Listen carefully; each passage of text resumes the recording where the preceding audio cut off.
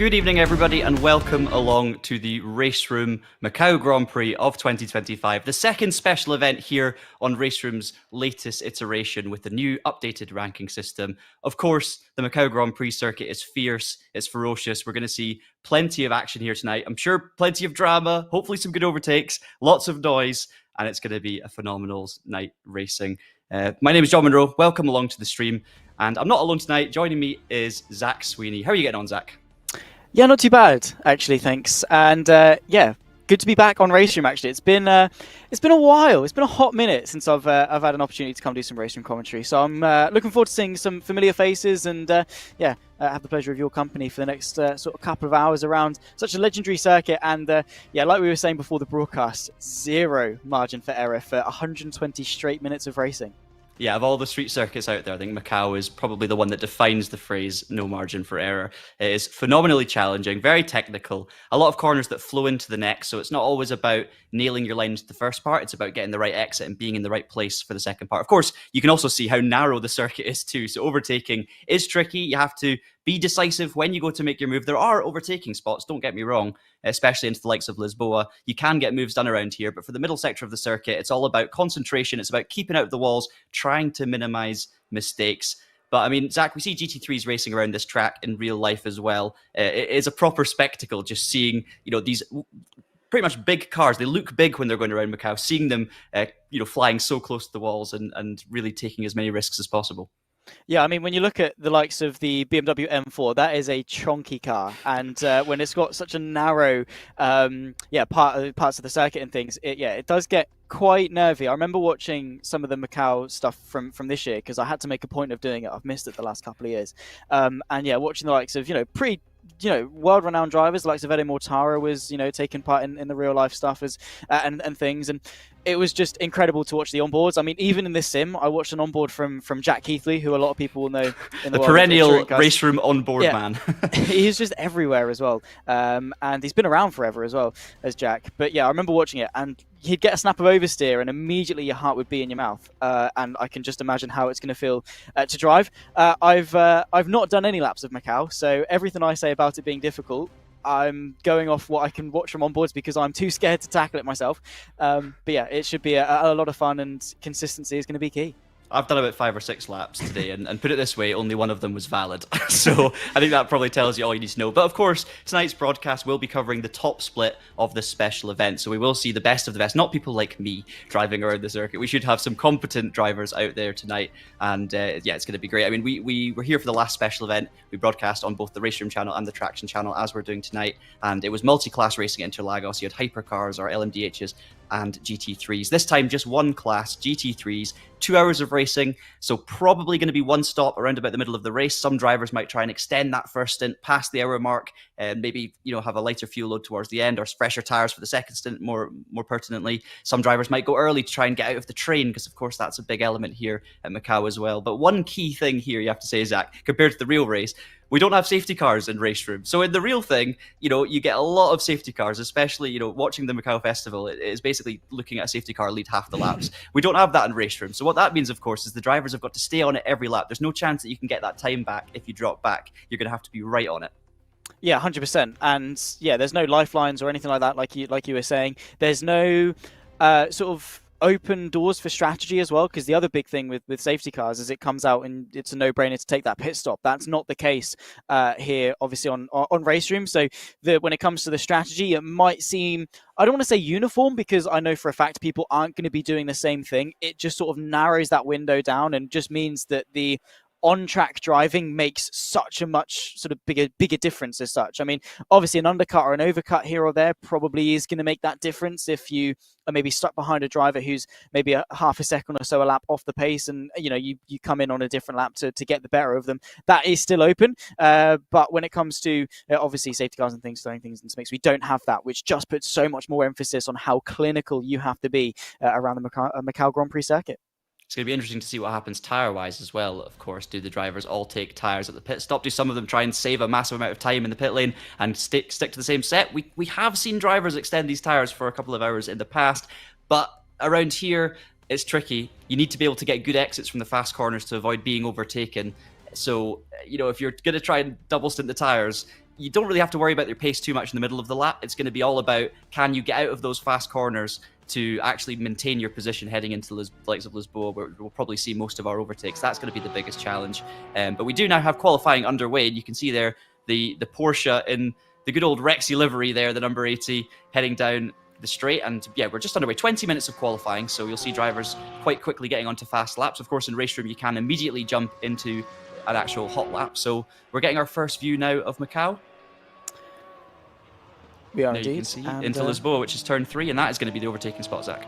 Yeah, 100%. This is exactly where it's going to be. All right, heavy braking zone down into not quite 90 degrees of a right-hander, but we've seen in the past some pretty big substantial incidents, some pretty big pile-ups happen down into Lisboa. So hopefully not going to be the case today. I'm sure the drivers are on their absolute best behaviour. That's I'm going to say that now, and that's going to get completely disproven on the opening lap, I promise.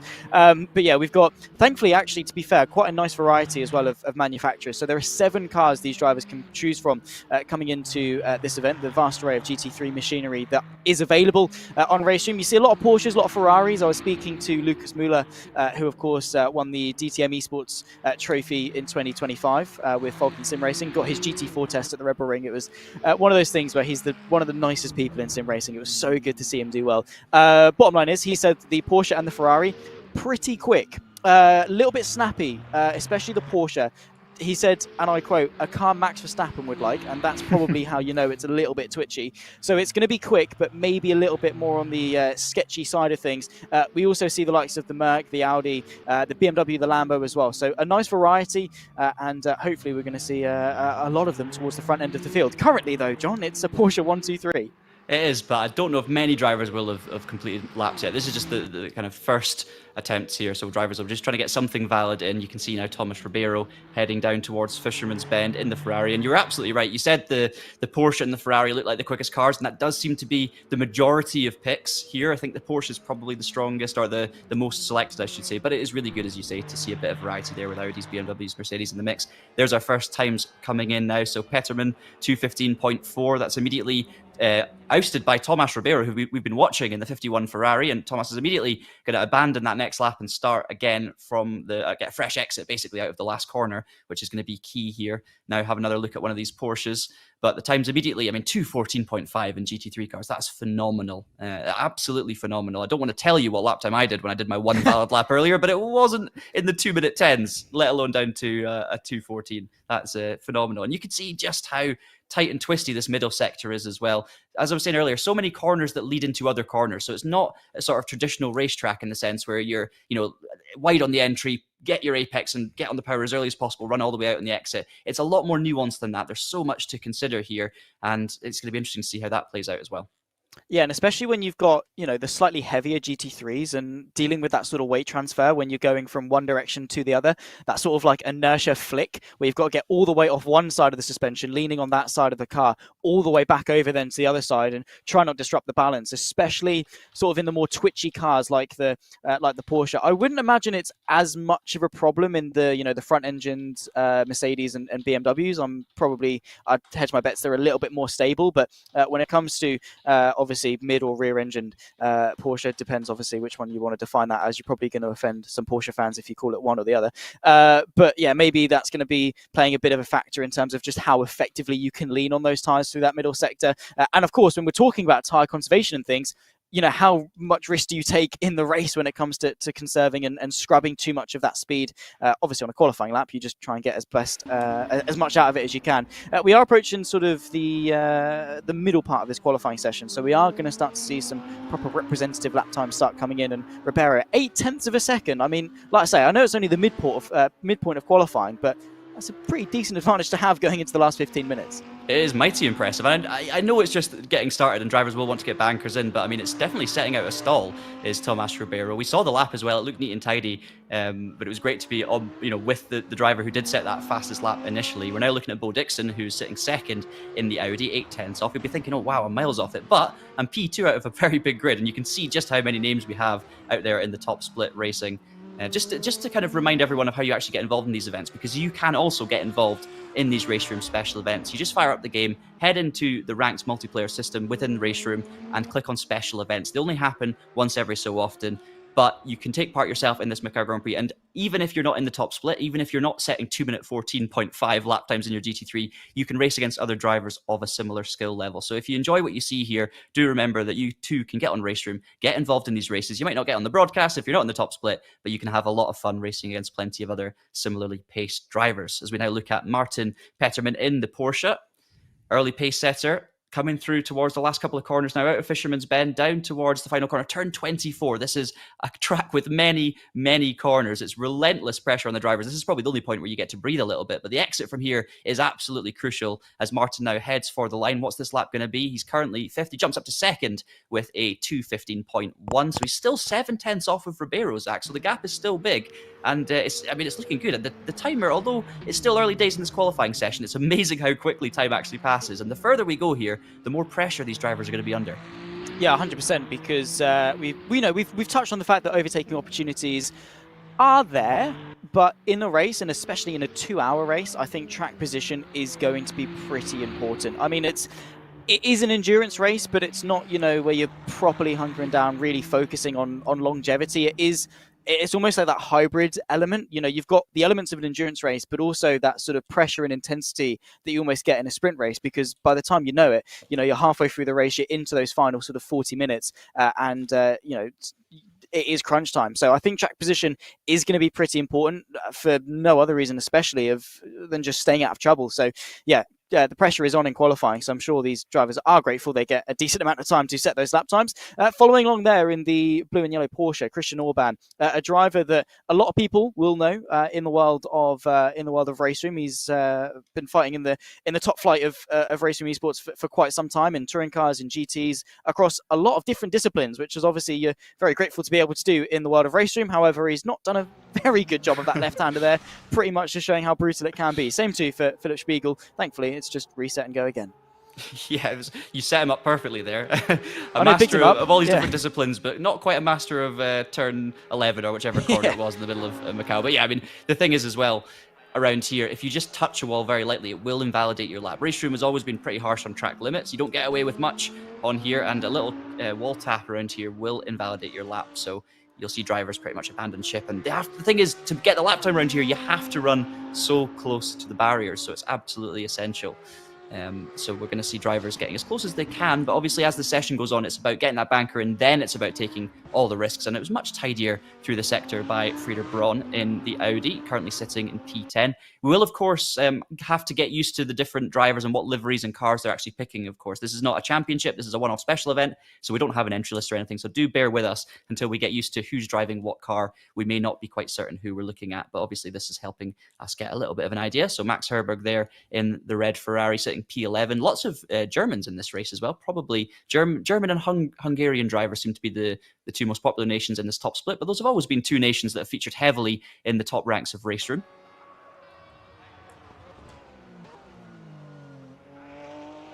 Yeah, I mean, when you look at the likes of the Mackenberg brothers, Sven and Marvin, two Germans, obviously they are up there in terms of being quite strong. And yeah, the Hungarians, I remember commentating on the T6 Motorsport Super Touring Championship. They're called something or other nowadays, something similar in that vein, which a lot of the likes of Mickey Vicks, Orban, Ben Farkas have all raced in. And I remember at one point it was like a Hungarian 1, 2, 3, 4, 5 at some point in the race. It was insane. So yeah, two nations that are pretty strong in the world of RaceRoom. Right now though is the man from Portugal of Thomas Ribeiro, who is pretty much setting the timing sheets ablaze. However, Kienzel has brought that gap down to less than 0.3 of a second. Now, when you extrapolate that over 24 corners, that's only a little bit here or there. And it just goes to show how the little differences very much do add up over the duration of the entire lap. What definitely does need to be said is that Ribeiro, he maybe felt not safe at the beginning of the qualifying session, but seeing Kienzel less than 0.3 of a second off him now probably lights a bit of a fire under his backside to say, all right, come on, let's see if there's even just a little bit more pace in this Ferrari. I think what's impressed me so much about Ribeiro is not just the time, it was the moment he set that time. It was so early on. Every other driver's taking a little bit of time to get up to speed. You can see how close Ribeiro's getting to those barriers. He's absolutely zoned in at the moment, is Tomas Ribeiro. But yeah, it was just, he immediately set that lap time, first full lap, and everyone else is beginning to get a little bit closer, as you say, Kienzel in within 0.3. But it's taken a bit of a warm-up. Now let's see what Ribeiro can do. I guess the gloves are off now, right? He's already done a very, very solid banker by the looks of it. Could even be good enough for pole position. We'll have to wait and see. So now you can see Tom Ash really taking all the risks, and it's going to be thrilling to watch him throughout the race. Certainly setting out a stall as an early contender for victory here, but there's such a long, long way to go. Let's go on board then with the Ferrari, just so you can see how much he's committing through here in the 296. Look at that, fighting the oversteer as he heads through this middle sector, down towards what I believe is turn 17. The quick run up Moorish Hill towards 18, a very, very tight right-hander uphill. He always got into the barrier there, I think, on the entry, has he? Yeah, he has, and he's abandoned the lap. That's what I was talking about earlier, Zach. It's so easy to just clip a barrier like that. And if you do that in the race, you could be in real trouble. Oh, yeah, absolutely, because it's not just, in a qualifying lap, the only person you're going to affect is yourself, right? In the race, if you've got a queue of 4 cars behind you, you tap a wall, and that sends you a little bit wide. Oftentimes it will cascade into something a lot worse, because even if you get offset a little bit off your line, your natural instinct is then to slow down to avoid it happening again. The driver behind you is probably going to go, well, I want to be as close up his rear bumper as I can be. That then knock of momentum, it just causes a domino effect, catalyzes something a lot worse. So yeah, these drivers have got to be aware not only of their own driving, but also the driving of other people. You can very easily become a passenger to something that you had no part in around a circuit as difficult as Macau. You're so right. And if a driver has an incident towards the front of the grid, especially in some of these slower corners, we've seen it so many times in real life. Driver goes down the inside of Lisboa, gets it wrong, puts someone on the outside into the wall, and it's a traffic jam. It's an absolute traffic jam, and we could definitely see that here today. I hope we don't, of course, but it's certainly possible. And with no safety car, that could really end your chances early. So drivers are going to have to think about the long game here as they begin the race. Obviously not so much in this qualifying session. Ribeiro's got that confidence in the car. Yes, he touched the wall earlier, slight misjudgment into turn 18, but he's straight back on it now, getting close to the barriers again. He can afford to because he's got that gap. Meanwhile, Bo Dixon has been impressive. Bo's slowly edged towards the front of the field here, getting 0.2 of a second every lap. I think he's improved 3 or 4 laps in a row now, up to 3rd place. Still almost half a second off Ribeiro, so it's still looking like, maybe we're not going to have 6 or 7 cars all within a couple of tenths at the top of the field. We maybe do have a couple of standout contenders, but Dixon is certainly impressing in that Audi. Of course, the Ferrari and the Porsche well fancy today. Was that another wall tap for Thomas? It must not have been. No, is he slowed down? Yes, he has. So that's just showing you once again, you just tap the wall slightly and it invalidates your lap. Here's a man we haven't seen much of as well, Frank van Roon in the black Porsche. Currently down in 18th is the Dutchman. And he'll be looking to try and become the best of the Porsches, let's say. But it's going to be tricky with Benza Farkas up in 7th. In fact, he goes 3rd, only 3.5 tenths off of Ribeiro. So that's a great lap there from Farkas. Yeah, absolutely. And the usual suspects, like we said, just before qualifying started, Ferrari and Porsche.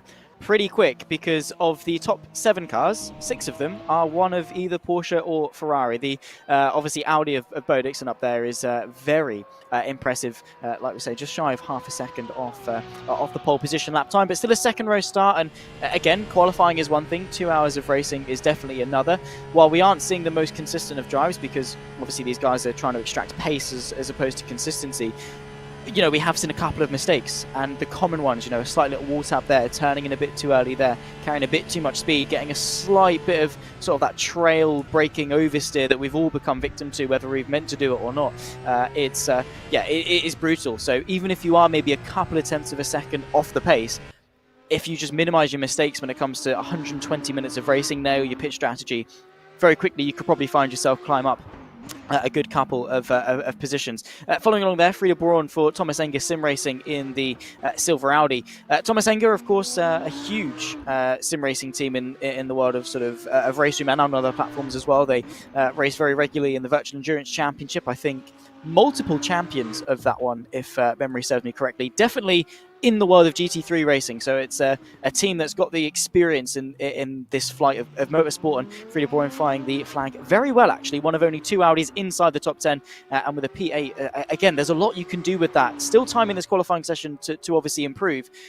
But as long as you're sort of in the conversation, a couple of mistakes here or there, like I say, you nail your pitch strategy, you keep it clean. As long as you're in the conversation from the get-go, the world's your oyster when it comes to the race. Absolutely. I guess qualifying is really important at Macau in some ways, because you need to be towards the front of that train and stay out of trouble, and it also just gives you the space. We do see a lot of poles converted into wins at Macau, but it's not as simple as that. I think it's more just out of your control. If you qualify further down the pack, you can definitely still win if you keep it clean, if you do your own job and let the chaos unfold around you. But that's the thing about Macau. You don't necessarily make moves from just attacking everyone and being faster than everyone else and scything your way through. You have to rely on others' mistakes. That's the key here. So just stay in the game, stay out of the walls, as you say, which is easier said than done. I mean, there are certain corners where, from the cockpit view, which I'm sure a lot of these drivers will be racing from for full immersion, you can't actually see the apex of the corner just because of the angles here at Macau, especially into the Melco hairpin. I mean, you're pretty much guessing. You need to find that perfect turn-in point, find a reference that marks it for you, and then you just hope that you don't hit that inside wall and cause a massive roadblock. You've got to be so careful. So that's going to be interesting to see what happens in the race as well. We shouldn't see any overtaking into the Melco hairpin, or I certainly hope we don't, because no one's going to come out the other end. Meanwhile, Yuri Kratoshvili, one of the stars of the last RaceRoom special events at Interlagos, fighting it out, and this time he's in the Porsche number 33, pushing on now towards the second half of the lap. It's actually, I say he's in the Porsche, sorry, it's the BMW, of course, and that looks like it could well be the new BMW M4 GT3 Evo. Now, we should talk a little bit about that. This is the latest addition to RaceRoom. It's not the only BMW M4 GT3 in the game, so it's not as if it's a very exciting brand new car, but it is the facelifted Evo version that's been added. I'm not actually sure if that is the facelifted version that Kratoshvili is driving right now. It's quite subtle differences. I'll need to get used to that as we continue through the stream, but hopefully we'll work out at some point. But the drivers do have the option of picking either the older M4 GT3 or the M4 GT3 Evo. So that's that. And then we've got Clemens Keinzel second place in the Porsche. Look at that time though from Ribeiro now, 2:13.9, a big improvement. I've just looked at the timing tower and I've been shocked by the gaps, because he's put almost 9/10 on the rest of the field. And when you look at the names in this field, Zach, that is incredibly impressive. Yeah, like I said, I mean, it's been a while since I've done a broadcast on RaceRoom. The last one I would have done, I don't even want to try and guess, to be honest. One of the special events a few years ago, Nürburgring or Daytona or whatever. Always an absolute pleasure, by the way, with RaceRoom. They are such a good team of guys, and it's always a pleasure to come back. It's such an amazing simulator. It's one that, like we were saying before the broadcast, gives so much scope and opportunity as well. There are so many competitions hosted on RaceRoom that have obviously given drivers opportunities to go into real life racing. You look at the likes of obviously Lucas Müller with DTM. You look at the likes of Deegan Fairclough racing in GB3. Got his drive in British F4 starting on the online championship of the Rocket Race Star Formula 4 esports competition UK here on RaceRoom. I was in that competition. I did not do anywhere near as well as Deegan. Let's put it that way. But what I was saying was just, it's been a while since I've been here, and it's still the regular drivers, your Farkashes, your Mickey Vicks, your Orbans, not just the Hungarians, the rest of them. With Ribeiro, even last time I was here, he was a familiar name that was towards the front end of the field. I think definitely has taken a couple of steps up since I last saw him in terms of just sheer domination in this qualifying session thus far.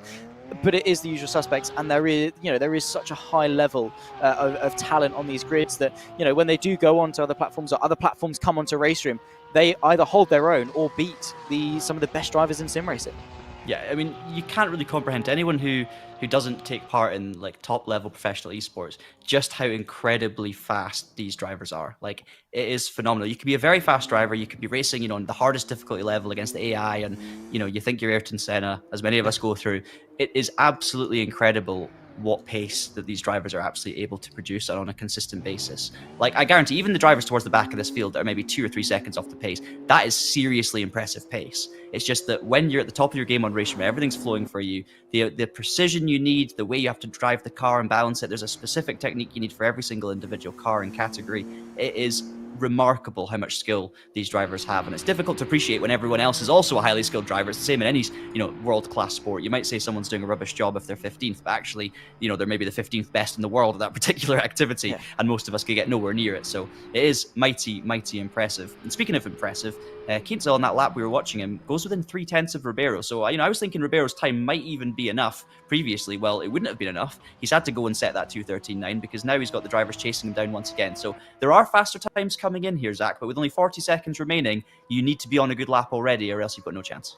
Yeah, 100%. For those that are new to the world of racing, you do not get to finish your lap. As soon as that timer ticks 0, finito. No opportunity. It doesn't matter if you're on the most blinding lap that Macau has ever seen. If you don't cross the line before that timer ticks 0, I think even just a couple of seconds before, the server will sort of get a rough idea as to who's where. Then that's it, right? you've got to be timing your laps very well. So I think we can tentatively say it will be Ribeiro on pole position. However, there could still be a surprise thrown into the mix. On board with Luca Burke, of course, who is looking quite strong. Only a couple of tenths of a second would see him up way inside the top 10. So yeah, a big snap of oversteer there is going to bring an end to that particular lap. Ribeiro, though, 0.3 of a second clear. The only driver sub 2:14, and the Portuguese driver is looking to go for 2 for 2 in terms of RaceRoom ranked events this year. Absolutely. So it looks like he is going to take the pole here. The timer's run out. We've still got a little bit of time left. So I do wonder if the drivers will, in fact, be able to. No, they won't. And there you go. Just right on cue. We lose the drivers. And there's not a long gap here before the race begins. So it's going to be very intriguing to see what happens. You can immediately see the drivers now taking to the grid. We don't have a warm-up session in RaceRoom, so we'll be underway very, very shortly. The nerves will be rising, let's put it that way. No formation lap, standing start expected here at Macau. So that run down towards the opening few corners is going to be crucial. It's going to be flat out through Reservoir Bend, flat out through Mandarin, hoping for no big crashes through there, like we see in real life sometimes, and then down into Lisboa. Any particular expectations or thoughts going into this one, Zach? Don't crash. I know it's pretty obvious, but a lot of drivers probably need to have that ethos in their head of just let's get through lap one, right? Because it's just one of those, you got to settle into a rhythm. Rhythm is so important around a circuit like Macau. You know, you drive difficult circuits, you know, the likes of the Nürburgring and things, and you know, it's one thing to do a hot lap, but you need to lock into a rhythm and just get that flow state almost around a circuit like this, where you're just in a mindset where you've got that rhythm. And you're able to pound in some consistent lap times. The race is not going to be won on the opening lap, but it can be lost.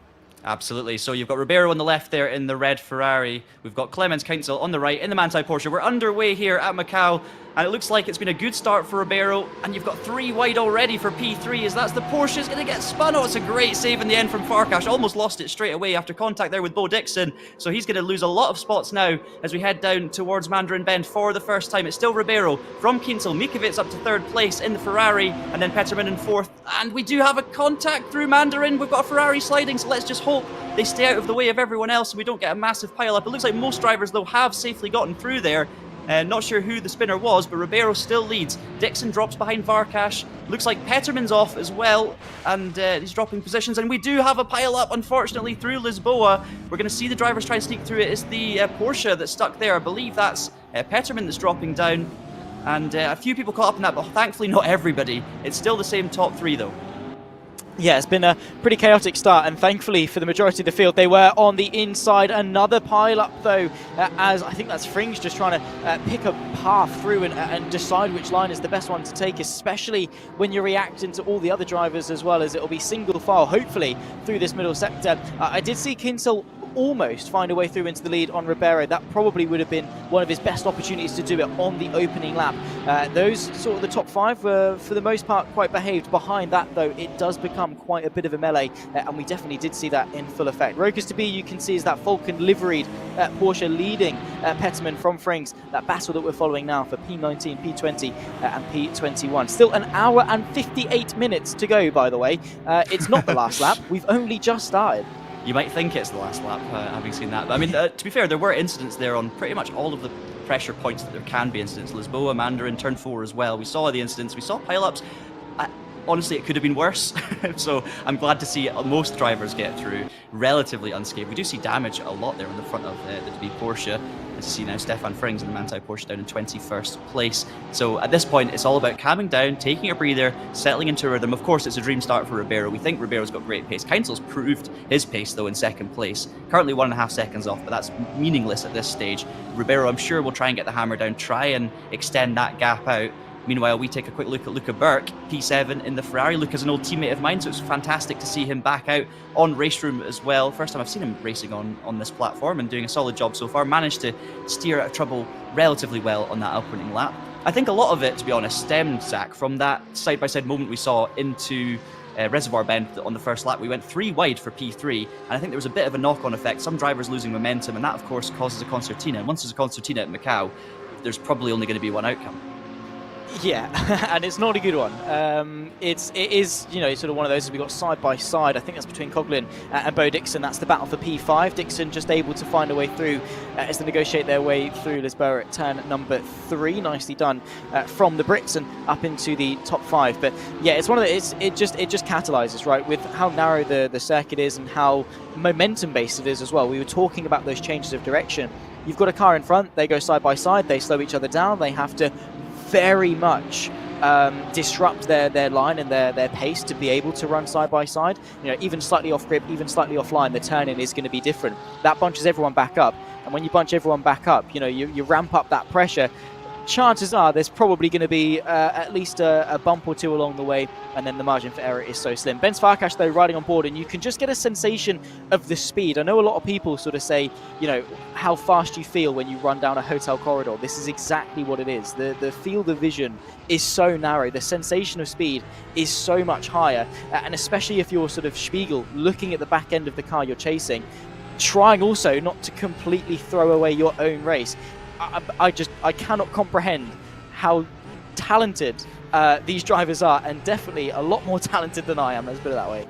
You're absolutely right, though. It's not about the talent part, by the way. I'm not slandering you this early. Cheers. I appreciate that. You know, it's tunnel vision. You know, especially when you're following someone else around here. Oh, and we have a spinner at the hairpin. Let's just hope they can stay out the way, and we do have a little bit of a pile-up. Everyone's going to need to go to the outside, so fingers crossed either the driver who stopped is able to quit back to the garage, or we're not going to get a blockage on the road there. So I'm very much hoping that that's the case.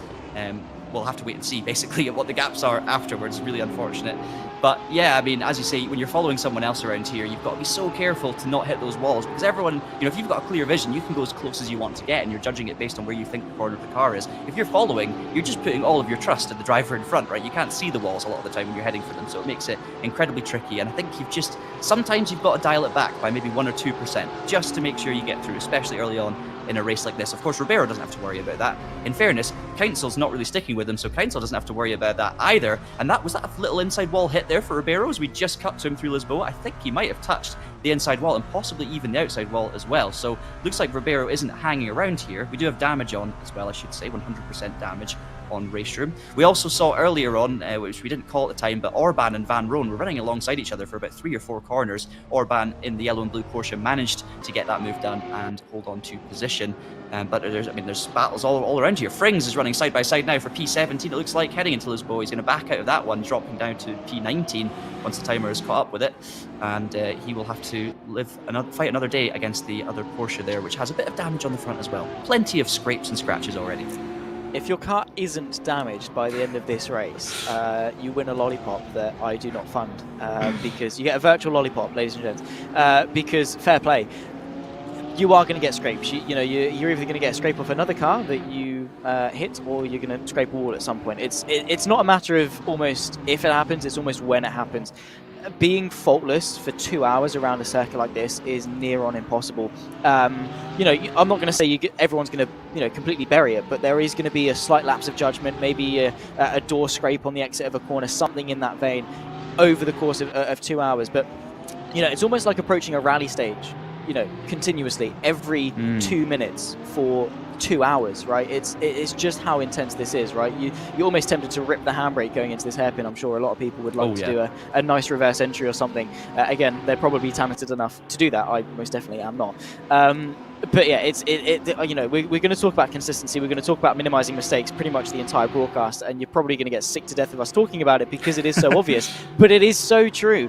We're following this battle. Luca Berg from Coughlin and Ben Farkash just in behind. That's the battle for P6, P7, and P8. Christian Orban a few seconds off the back of that one as well. And it's weird to think we're approaching 8 minutes into this race, and I'm sure the drivers are probably now approaching what we were saying before the race, that rhythmic flow state that you start to get into. They've done a few laps, they've got it under their belt, they realise sort of what position in the race they are. Now it's just a case of focus. What do I need to do on fuel? What do I need to do on tyres? How can I consolidate the position I'm in, or how can I get better from where I currently am? Yeah, I mean, it's not even the position yet where you can start thinking about strategy and stuff. As we see a massive wall hit there for Kratoshvili, and it looks like Fabian Roth's going to take the inside line down into Lisboa. He was trying to do the up and under there, Zach, and the BMW just got it all wrong. Massive contact for Yuri in that blue BMW. and through goes Fabian Roth. Thankfully, Kratochvili was able to hang on to it, but that was a spectacular slap against the Armco, and I'm sure not the first and not the last one. Even, I was just trying to make the point that the drivers haven't had a chance to breathe yet. It's been so chaotic. Maybe soon they'll calm down, and then literally a car smashes into the wall. So I don't think we're quite there yet, as Kratochvili sideways through, I believe that was, I don't even know which corner that was. He just lost the rear end of the BMW under braking, locking up. It might have been turn 7 actually, and got very, very close to another wall swipe. So Kratochvili is either carrying a bit of damage and is now going to have to manage that BMW, or is just pushing right at the limit. It's, I mean, it's amazing to watch. Maybe not so amazing for him. Yeah, amazing to watch, probably not amazing to do. I remember one time, my first endurance race was a race at Le Mans. I got all of about half a lap in before I was tabbed around, held the brakes, and just, I was still I had that much momentum, I rolled back into the pack, and just got absolutely obliterated. I had to then do a half a lap at Le Mans, crabbing with 90 degrees left hand down.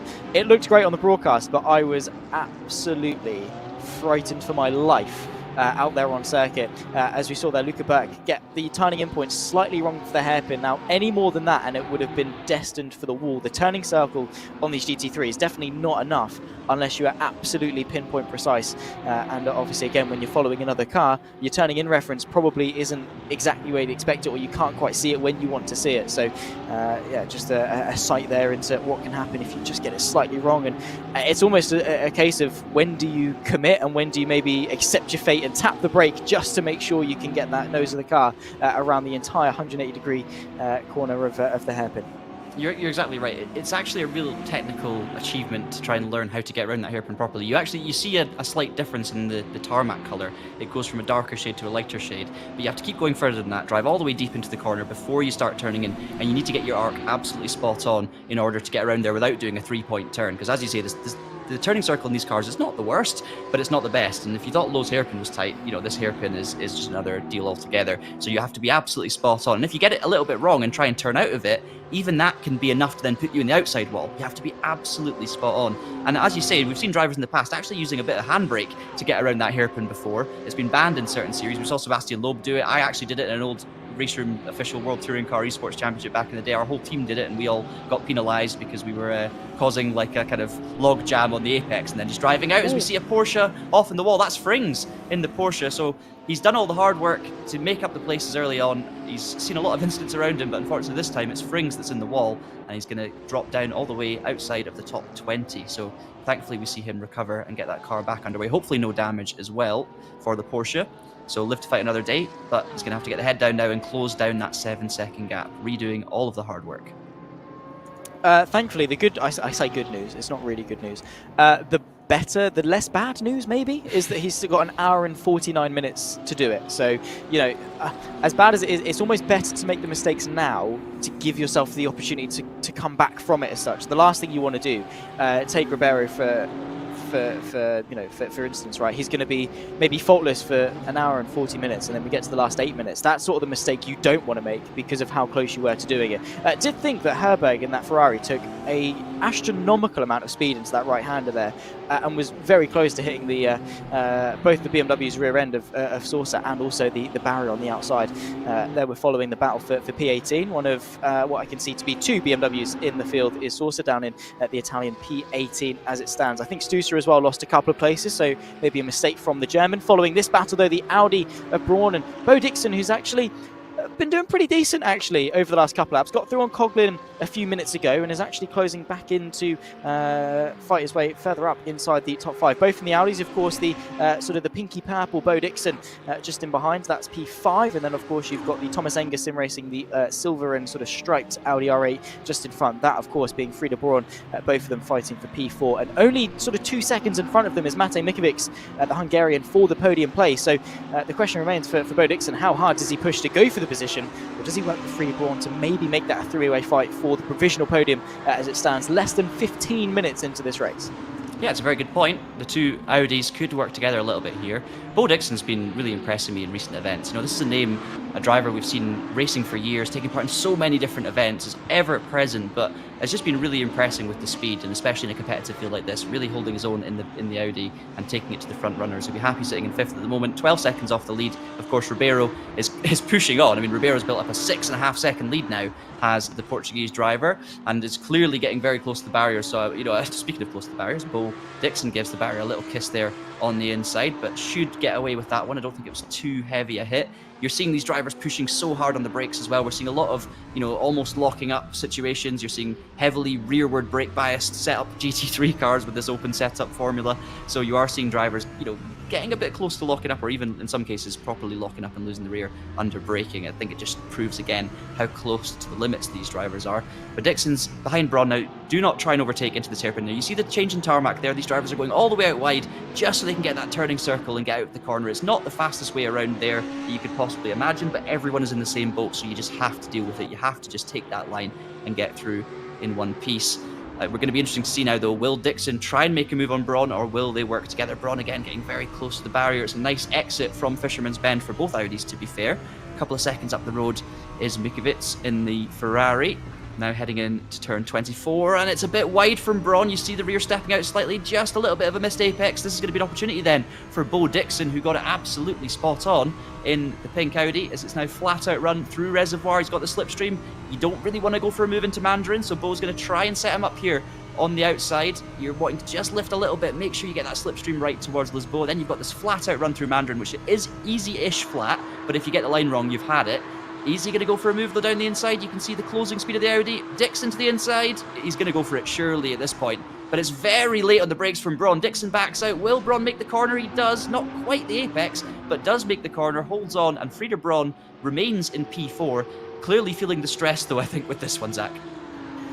To be honest, I think that was a missed opportunity from Bo Dixon, because now the consequence is he has to sit behind Braun, who maybe is a little bit slower than Dixon, maybe is more prone to a slight mistake here or there. He's now got to bear with that for the next 22 corners at least before he can make another attempt. So, you know, while we still got a while to go in this race, those sorts of things are going to add up. That was a prime opportunity there from Dixon, maybe just sort of erring on the side of caution if we're being quite critical about it. Maybe he could have gone for it, maybe he was just trying to be safe, and had he gone for it and something gone wrong, we'd equally be slaying him for the same thing. So, you know, we'll give him the benefit of the doubt on that one. But definitely an opportunity there that could have been had. I think Braun's defence was pretty decent as well, committed on the brakes, and was able to get it stopped and was able to maintain that track position. They do have to be careful though, because Mikuvic and a podium is definitely on if they're able to consolidate for the for up until the pit window at least. Then we really start to see what happens there as Luca Berg taps the wall there. The rear left meets the barrier, and that sort of hooks the front left in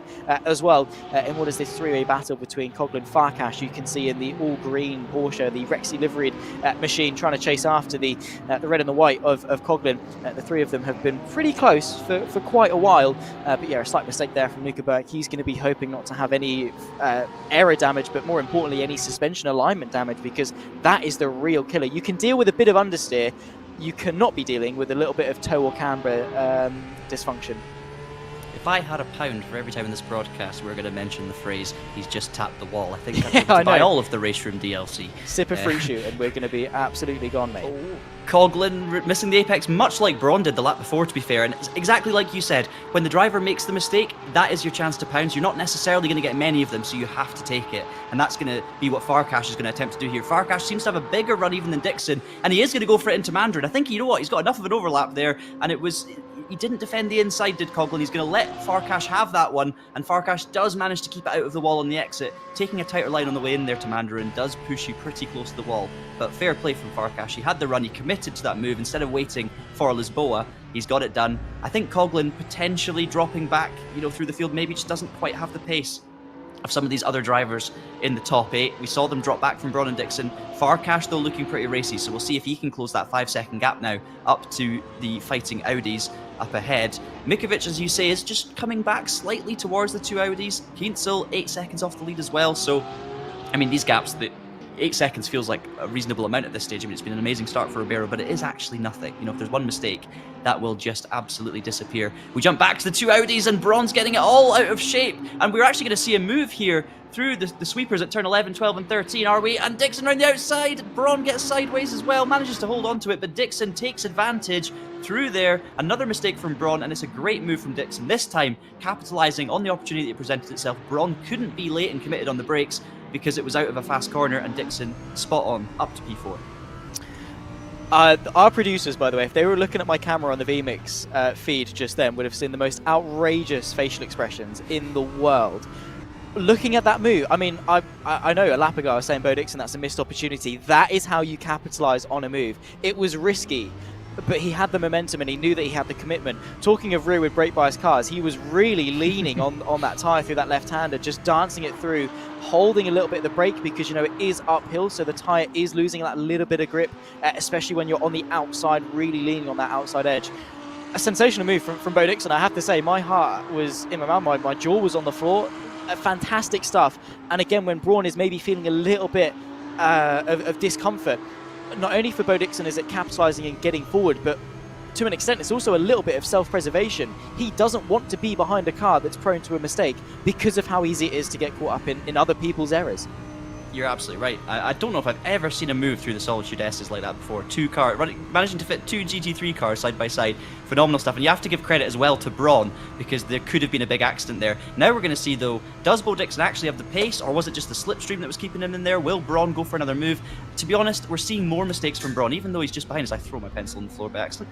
Even though Braun is behind Dixon, he's still missing the odd apex here, trying to hold on. So I just don't believe that Braun quite has the car underneath him that Dixon has. So I do think that gap will extend now through the middle sector, but we'll have to keep an eye on it on the timer. But yeah, as you say, incredible stuff, incredible move. You do not often see overtakes in that part of the track, so that's what we like to see here at RaceRoom. We've now got this train for P15. It's Peterman, Taru and Herberg in the Ferrari, and then we've got a couple of battling BMWs just further down the road. Tarut's going to look to the outside here, and he actually is going to get the move done on Peterman into Lisboa. Peterman late on the brakes, though. Will he make the corner? He does. Great defensive driving there from Peterman down the inside. Very committed on the brakes. It's all about confidence in there. You need to know exactly how late you can get away with braking and still make the corner. And that is very, very tricky when you're on the inside in a defensive position, because you're not really practicing on the inside. You're practicing on the racing line. So fair play to Peterman there. That was great defending. If there is sort of one thing that commentating on like karting, for example, with the likes of the UKC and WSK and stuff, has taught me, it is that, and to be fair, sim racing and racing generally, in all fairness, is that you're 100% better off just committing to a move than sort of going in with that 50-50 mentality of, oh, do I, don't I? Because the minute you start doubting yourself and you sort of go for a move and then think last minute, oh, actually, I don't think I'm going to want to do that, that's then when you start to lock the rears, or maybe you break it, you're in too far, you lock up and you panic. The minute you start panicking and start doubting yourself is the minute the mistakes come in. Even if you're committing to the most audacious move you've ever seen, sometimes once you're in, it's better just to commit and go in with that confidence, because as we saw there, it pays off dividends sometimes, obviously, but chances are it's better off going with that mindset of confidence, especially a circuit like this. You have to be confident, because the minute you start doubting yourself, the minute you make a mistake like that, as Taru takes a tap to the wall, take another one off the sheet there in terms of that phrase being said, Stefan unfortunately getting that turning into the hairpin slightly wrong, and a flash of the headlights, probably in annoyance of himself, I'd imagine, more than anything else. Yeah, I'm definitely not going to promote any drinking games on the broadcast, but that would be quite a fun fruit shoot version with some fruit shoots. Yeah, I was going to say, yeah, thank you.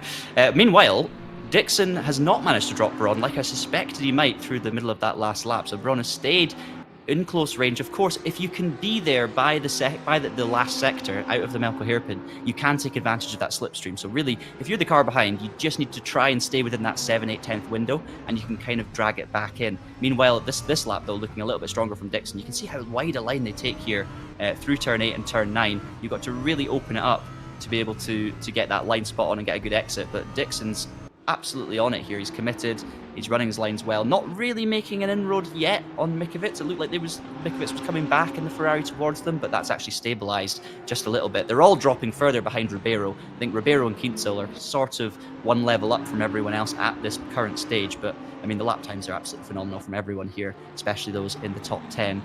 Be interested to see now if Braun can just calm it down a little bit, maybe try and dial out some of those mistakes. I mean, it must be absolutely exhausting driving around this track for 2 hours at this speed. You know, I've actually done a long stint around this track before, but to be fair, it was playing a motorbike game with a controller, and I crashed about 7 times a lap, and it was for an event where I was racing against someone building a Lego motorbike, so it wasn't quite the same physical exertion that these drivers are currently putting out there on the circuit. And it's a properly physical venue. Even in sim racing, it can get very tiring. You know, a lot of drivers at this level are running direct drive wheelbases with the force feedback set reasonably high, so they can feel as much as possible, get as much information as possible through from the car, and it certainly does take it out of you. Meanwhile, we have Peterman on the back of Sen in the black Audi. Peterman has had a pretty eventful race, it's fair to say, currently down in 15th. I think his pace is stronger than his position, but he's been involved in a few accidents here and there, so he'll be looking now to fight his way back through the field. He's not going to try and make a move, though, thankfully, into the Melco hairpin. So let's see what plays out between these two drivers now, Zach, as they head from here down towards Fisherman's Reservoir and Lisboa. Pretty interesting contour on the front bumper of that Porsche, actually. If you look at it from top down, you can almost see it sort of straight and then sort of concaves in and then straightens back out again. He's definitely had his fair share of slight taps, has Martin Peterman, but still trooping on very, very nicely indeed. And again, with GT3, there's not a huge dependence on the aero. Don't get me wrong, it makes a difference, and he probably will feel a difference. But as long as there's nothing too wrong in terms of the alignment, the toe and the camber, you can kind of get away with it. So, I mean, obviously the bodywork at the front end of the car, if you sort of crumple that in a little bit, it's not the end of the world. You probably have a little bit more drag and straight line speed, this, that, and the other. Largely, is it going to make a huge difference? Probably not. So he's sort of getting on with it and dealing with it, which is a really good mindset to have, especially in sort of this style of racing where mistakes are going to happen. You are going to fall back into the pack, and you're going to have to pick yourself back up. It's a really, really good way of driving. Here we can see Philipp Spiegel on the back of Stefan Frings, the black and white Porsche of Spiegel. You've also then got, of course, the all-green Stefan Frings just in front. The inside is going to open up on that run in towards Lisboa. Let's see Philipp Spiegel on the left-hand side of your picture. This is a swap, by the way, for P19, a little bit further down in the field. Gets it done quite nicely, and I think Stefan Frings a little bit to the wiser there, not to try and hang it around the outside of turn number 3. I do worry if Frings is still carrying a little bit of damage from the eventful start we saw. I don't think he picked up too much from the Lisboa spin, but I think that wasn't the only incident that Frings has been involved with. And I might be wrong. There's a few kind of Manthey Porsche liveries out there, but I have seen a few of them facing the wrong way at various corners. I'm not quite sure who all of them were. But either way, Spiegel gets through on his Porsche Contemporary up to P19, and will continue to make progress now, just 6 seconds behind Juhas and the BMW up ahead. We've got the battling BMWs, actually. I did see them running very, very close together through Reservoir on the previous lap. So looks like there's battles all the way through the field. These guys already a minute behind the race leader. Remember, the lap is about 2 minutes and 15 seconds in terms of a full lap around here. So another half an hour into the race, we should be seeing lap traffic becoming a big factor. Of course, there will be lap traffic before then, but really once the leaders start catching the rest of the pack, it's going to get very interesting, because it is tricky to make moves at Macau. It's tricky to find space, and I'm curious to see just how the runners towards the back actually treat our race leaders here, whether they jump out the way or whether they kind of, try and just maintain their position until they're properly overtaken. I'm not saying either is the wrong thing to do, but I'm very intrigued to see how it does play out around here, because it's not easy to just squeeze your way through on some of these narrow bends. No, absolutely not. And as well, the other point to that is that unlike Interlagos, we only have the one class, right? So you don't have the speed differential that you would have between a prototype and a GT3. Fundamentally, the car, obviously within the scope of a couple of seconds, is running the same speed. So it's not just a case of putting your foot down and driving past them, although a multi-class race at Macau between prototypes and GTs would be a very fun, sort of like a charity event, like Jimmy Broadbent would do a bit of a banter race. That would be fun. We did also see, by the way, Frida Braun, who was running inside the top 5 for a good part of this race, is now completely down and out of this one, 27 minutes of the way through. A good spot, by the way, in the YouTube chat. I noticed that a couple of minutes ago that they picked up on that one. He is down, he is out of the race. He becomes our first of... Well, hedge your bet, John. How many DNFs are we going to get by the end of this race?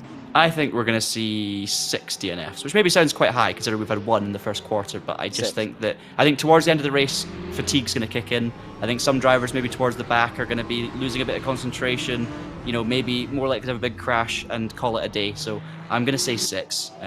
Get the bet in there. How about you, Zach? You say 6, I'm going to say 7. Simple as that. There we go. 6, 7, perfect. There we go. And, You've already said it once. There's 2. There we go. Clip farming for Traxion. That's all we need. Content. Oh yeah, that is Traxion in a nutshell. We should say as well, of course, this race being broadcast on both the RaceRoom official channel, which is of course the game that this race is taking place on. So massive shout out to RaceRoom, and it's also been broadcast on the TraxionGG YouTube channel. Now Traxion, I am biased towards Traxion because it is a thing I am part of, but we cover all sorts of racing games and sim racing events on TraxionGG in both video form on YouTube. We also have a website which keeps you up to date on all of the latest racing game and sim racing news, and we cover RaceRoom anytime there's an update. As I'm going to interrupt myself because the BMW is in the wall, and that's going to be a pile up as well. Now, Petterman's getting caught up in that one as well. He's just getting through it now. The BMW is Uhash in the blue beamer that's stuck there, the Hungarian. He's going to try and get out of that one, but he's going to have to watch because more cars are coming through. He's just about left to cars with, but now is the moment. He's going to recover. And yeah, real shame there because that was one of our 2 battling BMWs, and it's obviously gone wrong at some point, and it's unfortunately affected another one of the Manti livery Porsches. So again, if you pick the Manti livery Porsche for this race, I think you're not in such good luck. There's been a lot of incidents involving those cars. But just to very quickly finish, you can of course keep up to date with all the latest racing game news via the Traxion.gg website. We have you covered with patch notes and update notes and all sorts of stuff. So do keep an eye on the Traxion website, and a big thank you as always to RaceRoom for hosting these brilliant events. And remember, you can take part too via RaceRoom's ranked online system and special events. So we'll keep you in the loop with what's coming next as well. There you go. Do you get commission every time you say that on a broadcast, or is it just... I'm hoping I get a bonus of some kind, but we'll have to wait and see. I'll debate that earlier. But meanwhile, it wasn't Petterman, of course, in the Manti Porsche that I think I incorrectly called heading into the wall. I just saw his name dropping down the leaderboard. So it was it Speak? No, it wasn't Speak. Springs. Springs was too far down. Anyway, I'm not sure which Porsche it was that got caught up in that one. There's quite a few Manti livery Porsches out there. I'm just looking through my list here. I don't think it was Frings. Do you know who it was, Zach? Before I start we'll going through see. them all? It could be. I don't know actually. I don't think we've seen records to be on this broadcast yet. So we'll see. Probably the lowest down one.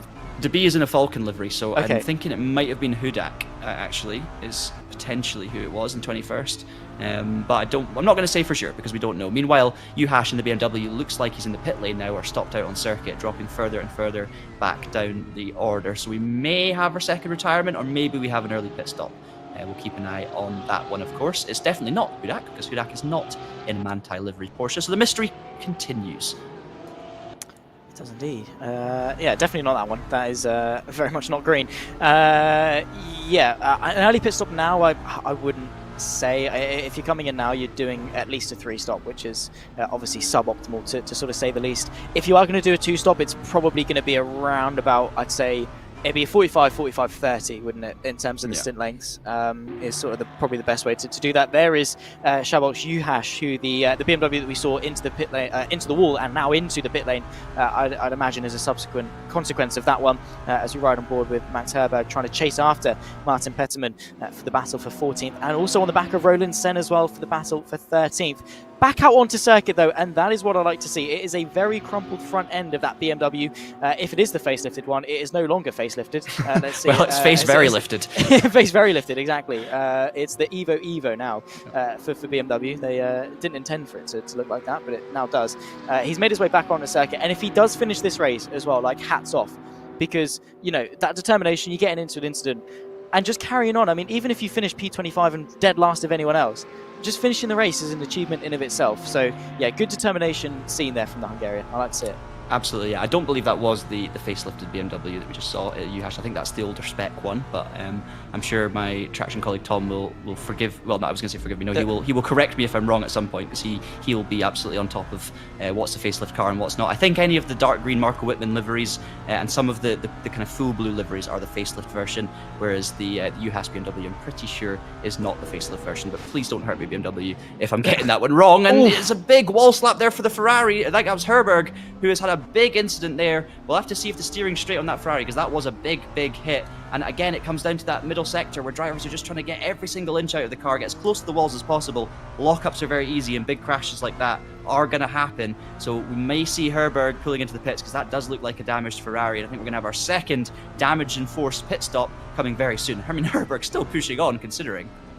Yeah, I mean, fair play, because it's a long way to the pit lane, and every single... Oh my word! What a snap and what a save from Herberg there. Car control on point. But yeah, you know, obviously the reason that his steering is at the moment is left hand down. No, hang on, it's right hand down, isn't it? So obviously one of the tyres is bonked in, excessive toe in on the right hand side, and he's going to feel that every single time he turns the car. Turning left, not so bad because the affected tyre almost effectively is already turning left, so it's not too bad.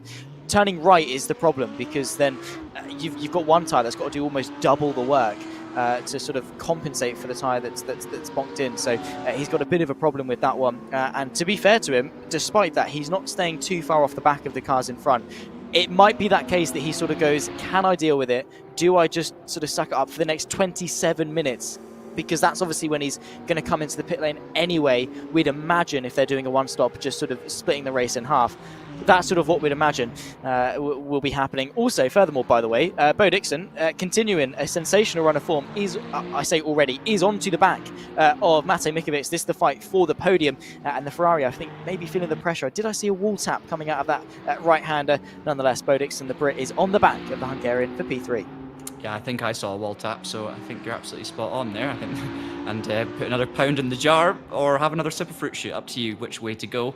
But Dixon, yeah, within half a second of Mikovic, and obviously long time ago shook the shackles of Braun, as Braun unfortunately was our first retirement here. We missed what happened to Braun, but he was clearly pushing on, just trying to stay with Bo Dixon. We were still seeing a driver that was 100% committed, and speaking of 100% commitment, Bo Dixon getting a bit sideways there in the Audi. These drivers will be running a little bit of traction control, but as you can probably tell when you go on board, as little as they can get away with. So you're trying to maximize your speed at all points, and just a tiny bit of traction control to kick in and keep you in check occasionally is what you want. The fastest drivers in the world will be using as little of it as possible, because of course, by its nature, it does just slow you down. It's much better if you can control the rear end of the car with the throttle.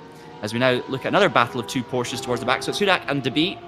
Rokas in the Falcon liveried car, who we saw having a bit of an issue earlier, and that front of the car is definitely not looking new anymore, as DeBee has another big slide there in the Porsche, the only rear-engined car, of course, in this GT3 selection, but managed to gather it up and get away with it. We're seeing so many close calls. I think Kratochvili's dropping back, unless that's an issue with the timing tower. I think he might be, because Taru is just got past, but had to delay a little bit there as well. So yes, Kratochvili down to P19 has got some issues in his BMW. We've got yellow flag in Sector 3. I'm going to guess that's possibly the hairpin that Kratochvili's stuck at, and we're just seeing more changes of position now as drivers come through. Looks like it was, in fact, the hairpin. He's got underway again. And that is the... actually, no, that's Juhas, who's 2 laps down. There's Kratochvili. It's not the hairpin, and that was a collision, and that's going to be a roadblock unless these drivers can get out of the way. So, yeah, brilliantly done. Kratochvili now, though, is going to have to get this car turned. Thankfully, he's got a 20-second gap before Vegas comes along, and he's going to get this sorted. So he must have been just waiting there, Zach, trying not to block the road for ages as he tries to do a 15-point turn. Oh, that's there's Vegas. No space. No. Well done. That could have been so much worse, but I think Vegas might take some damage from that, unfortunately. Oh, it's like watching my driving test all over again. Look at this. Oh my hang word. On. The leader's almost going to come through here, because that's about 100%. 2 minute 15 gap. So this could be dramatic for the race leaders. We're going to have to keep an eye on this. Yeah, 100%. We're riding on board at the moment with Bo Dixon on the back end of Matej Mikovic. But yeah, obviously Ribeiro 13 seconds clear of Kinsale. He's got the liberty as, oh my god, thank goodness, Kratochvili was able to sort of get his car parallel to the rest of the circuit and not perpendicular across it. Just to quickly interrupt you, Zach, sorry. I think it was actually Ribeiro that was the Ferrari that made contact with Kratochvili, not Vegas. Right. I think it was Ribeiro coming through. I'm not 100% sure, but it was a red Ferrari, and the timing was about right. So that may well have been a horrendous moment for a race leader, possibly even damage. So we'll have to keep an eye on gaps. Sorry to interrupt. No, absolutely. It's an important point to make about the race leader is that it just gets from bad to worse for the Czech driver. It just reminded me of that scene in Cars 2 on the bridge where they all completely pile into each other, and it's, I mean, at what point do you just alter for? There we go, into the pit lane. Yeah, exactly. Yeah, getting around there, you're not only a hazard to yourself, you're a hazard to other people. Will be interesting to see if Ribeiro was able to get away scot-free with that one. Thankfully for Mikovic and Dixon, like I say, they were able to get through when the BMW was parallel with the circuit, not perpendicular, and all the way across it, especially in that narrow sector. So no major sort of dramas for these two, and hopefully no major dramas for Ribeiro either, as the Ferrari in front of them. It could well be Vegas, because that does look to be a very damaged Ferrari. We'll have to wait and see, of course, in a few moments' time. However, Mickey Vicks potentially under a little bit of pressure from Bo Dixon here, who we've seen not be overly aggressive in towards turn number 3. And I think that's not quite going to, well, it is going to be the case once again as they make their way through turn number 2. Now still with a slipstream. I think Bo Dixon could well be able to time this quite well if he's able to commit on the brakes. Pulls out to the left-hand side of your picture, the inside of the circuit. Not quite enough of an overlap. Backs out of that one, again erring on the side of caution. A slight tap on the inside and the outside as well for good measure for Bo Dixon, as Mickey Vicks able to hang on for the time being, as we tick off another DNF of, well, 6 or 7. Let's find out in an hour and 22 minutes. Yeah, another one, and another small tap on the wall. In fact, 2 small taps on the wall for Bo Dixon, so no one's going to be left thirsty after this race.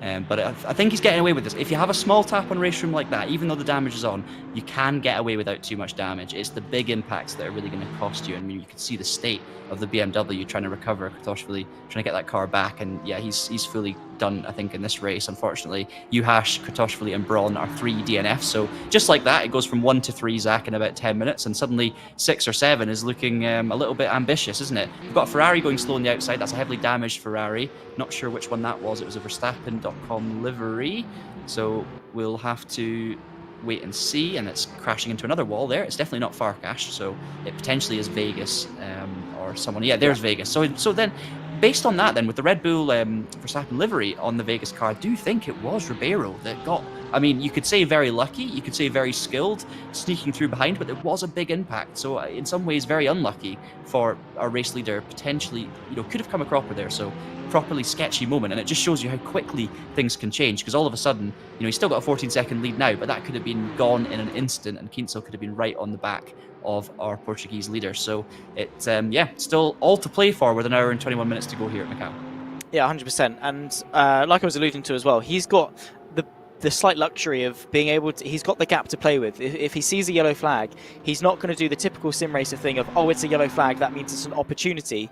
No, he's going to take the yellow flag as what it is, which is be prepared to slow down or change direction or stop should you need to. He's got that gap in hand to afford to be able to do that. He can react to things well and sort of take his time with things. Obviously, Ribeiro in the opening 40 minutes of the race has been anything but patient. He has just been able to get gone. But yeah, he's been able to consolidate that position really, really well. Still 14 seconds clear. Following this battle, though, and look at that run from Bo Dixon through turn number 2. Now on that run towards 3, he has got the overlap on the Hungarian. Late on the brakes now from the Brit. Has he got the overlap? No, not quite. And Matej Mikovic will beat him to the apex of Lisboa. And another tap of the apex wall there from Bo Dixon. He is getting all sorts of fortunate in terms of the damage model there as to come away scot-free for that one. But Matej Mikovic doing a fantastic job. There is our race leader, though. Not really seen him. There are some battle scars to the front end of that 296, but nothing that clearly seems to be hampering him too much. I mean, there's 2 ways you look at that incident. Ribeiro has done a very good job to minimize the damage. Second hand, though, he came in there very fast, and let's be honest, I'm not having a go here in any way at Ribeiro, because it's probably blind. You probably don't know until you get there. Obviously, you've got flags to depend on if the flag system's working properly, but you were talking there just a minute ago, Zach, about how if you see a yellow flag, he's got time to slow down for it. That's the thing with Ribeiro. He's built such a good lead from pushing on and taking risks that he is able to just slow it right down and take it easy when there's a risk of a pileup or a traffic jam. And you could argue 2 ways. You could say, 1, he's done well to minimize the damage in that situation, but 2, you could say, if he'd have slowed down a bit more, and I'm not saying it was even possible because he might not have seen the incident, but if he'd have slowed down more, he could have just tapped his way through that incident without taking that front end damage that he's got. And of course, it could have been way worse for him. Doesn't seem to have affected his pace too much, as we see, meanwhile, Marius Stosur having a look down the inside of Tarut, but not pulling it off this time.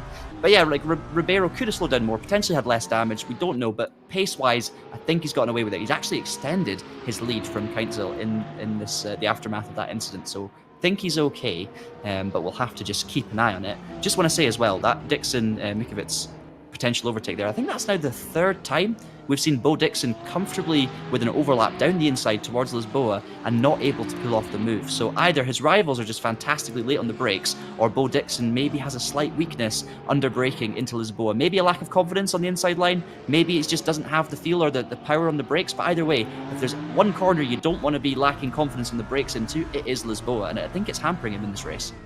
Yeah, like we say, his a couple of missed opportunities as Roland Sen goes in a bit too deep for that long left-hander as they work their way through a very narrow section of the circuit. Widens back up again in towards the hairpin as you put on all sorts of lock and try and then find some. You almost turn into a bit of a contortionist trying to get your arms further around the wheel. Herberg there maybe trying to capitalise on a bit of a mistake from the Swiss driver. But when it comes to Bo Dixon and missed opportunities, it's almost like hitting a wall at Macau in terms of how often it's happened. Again, not to slay him because his pace is remarkable, and oftentimes being earlier on the brakes isn't a bad thing. One of the sort of I guess best tips that I give to people when they're first starting sim racing is actually brake less but for a little bit longer, carry that minimum speed through the corner, flow a little bit better, and at a circuit like Macau, sort of minimizing how harsh you're on the stoppers is always going to be quite important, as Max Herberg here kind of capitalize on a bit of a move, has to tuck back in behind the Audi of Roland Sen for P13. Nonetheless though, Bo Dixon probably needs to find a little bit more measure on the brakes to really seal the deal and find his way up into P3, but maybe in 17 minutes time with pit stops he could get an undercut. Not waiting around for pit stops at all though is Herberg there to the inside of turn 3, showing some people how it's done. Very nice move. We've got another Ferrari making a move now with Stosur down the inside of Tarut. It's not going to be there. No, it's not. I was thinking that was looking a little bit sketchy, going too wide through there, but they've got away with it. And it looks like Stefan Tarut might hold on to that position now, heading down towards Lisboa, unless Marius Stosur goes for a crazy inside move. We have seen it, but not on this occasion. So slots back into P18.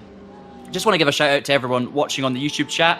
Leave your comments, let us know if you're enjoying this race. We're getting some great chat in already. Apparently Ribeiro is streaming on Twitch and actually still responding to viewers and fans, so that's amazing considering he's driving around Macau. I mean, that's hard enough to do that without having to be on Twitch streaming and without responding to people in the comments. So mighty impressive from our race leader. Meanwhile, we jump back to this battle for P3, Mikovits and Dixon. Still Dixon looking racy. I think he's just got a slight edge potentially on pace over Mate Mikovits, and he's going to have to try and capitalise. But I'm just not sure he's got the confidence to send it into Lisboa. He's either got to work out something else, find the confidence, or wait for a mistake, or try and force a mistake. And to be fair, he did manage to get the move done earlier on bronze, so it's clearly doable. But he's going to have to think a little bit outside the box or change something here as Bo Dixon. Or just keep putting on the pressure. I guess there's only so much you can do. Maybe stop tapping the wall as well. Would help, actually, yeah, funnily enough. Oh, there we go. He's not listened. A very good point, actually. Speaking of the YouTube chat, you guys, if you ever want a job in commentary or analysis, you've all got one. One come in saying that after Dixon loses in the overtakes, he actually does then tend to make more mistakes as well. Whether that's out of frustration or what, but having that mentality of confidence and things is so important, that if you miss out and maybe he's gone, another missed opportunity, kicked himself a little bit, or even off-sighted because he's lost some of that momentum, he then sort of, again, it catalyzes, loses that rhythm, then sort of finds itself into some more mistakes, which, thankfully he's not had too much dramas in terms of damage, but it's definitely dropped him off the back of Mikovic, which means he's then got to work that much bit harder to catch back up, to then even have another sniff at an opportunity. So it does offset him every time he goes for a move and misses out. It then offsets him by a lap or two, and that's time that's ticking down and losing out on opportunities. Here comes Stouster on the outside of Taru, who comes back over to the left-hand side to open up this fast right-hander here at Mandarin as they work their way towards turn number 3. The Ferrari down 3 places from where they started. Is the German driver looking to make that just 2 places down to the right-hand side, and will find his way through nicely on the inside. I don't really think Taru is going to try and go the long way around, and cleverly backs out of that one. A nice little move there from Stoser, and exactly what we need to see from Bo Dixon, just clinical and committed on the brakes. Yeah, I think the challenge for Dixon is, right up at the top of the field, every other driver is going to be equally as committed, equally as confident, equally as fast. So the further you get the field, the harder it is to make those moves. Stoster's been setting that one up for 2 or 3 laps now. It's been a great battle between those two, and Tarut takes the safer option, lets him go that time, but it was a valiant defense nonetheless for the few laps before then. We did see some big movers, Sen and Sorzi up 10 spots, 14th and 16th in this race. They've made huge progress. I'm sure capitalising a little bit on some of the pile-ups and car parks we've seen around Macau, which to be fair, there's been a few. But of course the front row remains unchanged. Meanwhile, Orban's just got past Luca Burke for P7, it looks like. So Orban in the Porsche making moves, Burke in the Ferrari dropping back slightly, and that's the 4th spot that Orban has gained in this race, so he's a big mover towards the front. In fact, the reason he's past Burke is because Burke makes a pit stop. Now, I don't know if he can get to the end with an hour and 13 minutes to go. That could be a two-stop strategy, Zach, as you suggested. Maybe a 45, 30. Maybe, though, if fuel usage is very efficient, is there a chance you can stretch it that long? 13 minutes is what, 6 laps? Yeah, that's a lot to save. If the original spot is an hour, which we think it's close to at least, then yes. But if it's more than an hour with the fuel usage around here, I'm not quite sure. But yeah, I mean, it seems ambitious. Yeah, very, very ambitious. I think, yeah, if you could maybe stretch it to, if you come in maybe 2 or 3 minutes off the hour, you could probably stretch it.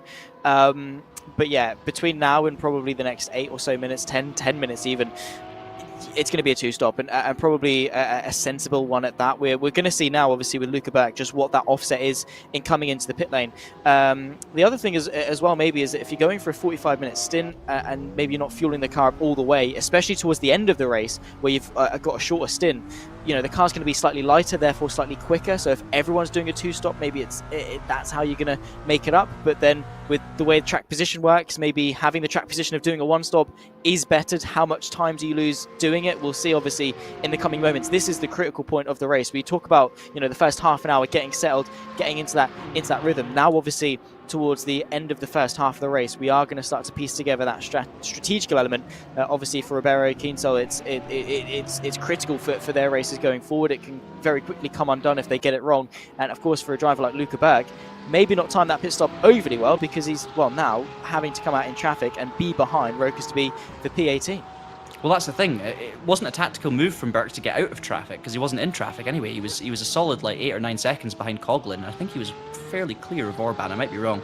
So I'm not quite sure what that was. If it's a two-stopper, it's just a plain and simple two-stop strategy pit stop. That makes a lot of sense. But if everyone else is doing one stop, it's potentially a strange call. But we'll have to wait and see how it plays out, of course. You can see there the tyre selection, everyone on the hard tyre. So we'll still have to wait and see how the pit stops go in terms of tyres. Will the drivers all take new tyres? Will someone try the undercut by doing a shorter pit stop and then having to last it out? We can see drivers extend that long on the tyres, but I've not done enough running in these cars at this sort of level to really know the differences. I'm sure some drivers will be very prepared, and we see the Porsche in the background of Frings almost putting another Manthey car in another barrier, but thankfully doesn't do it.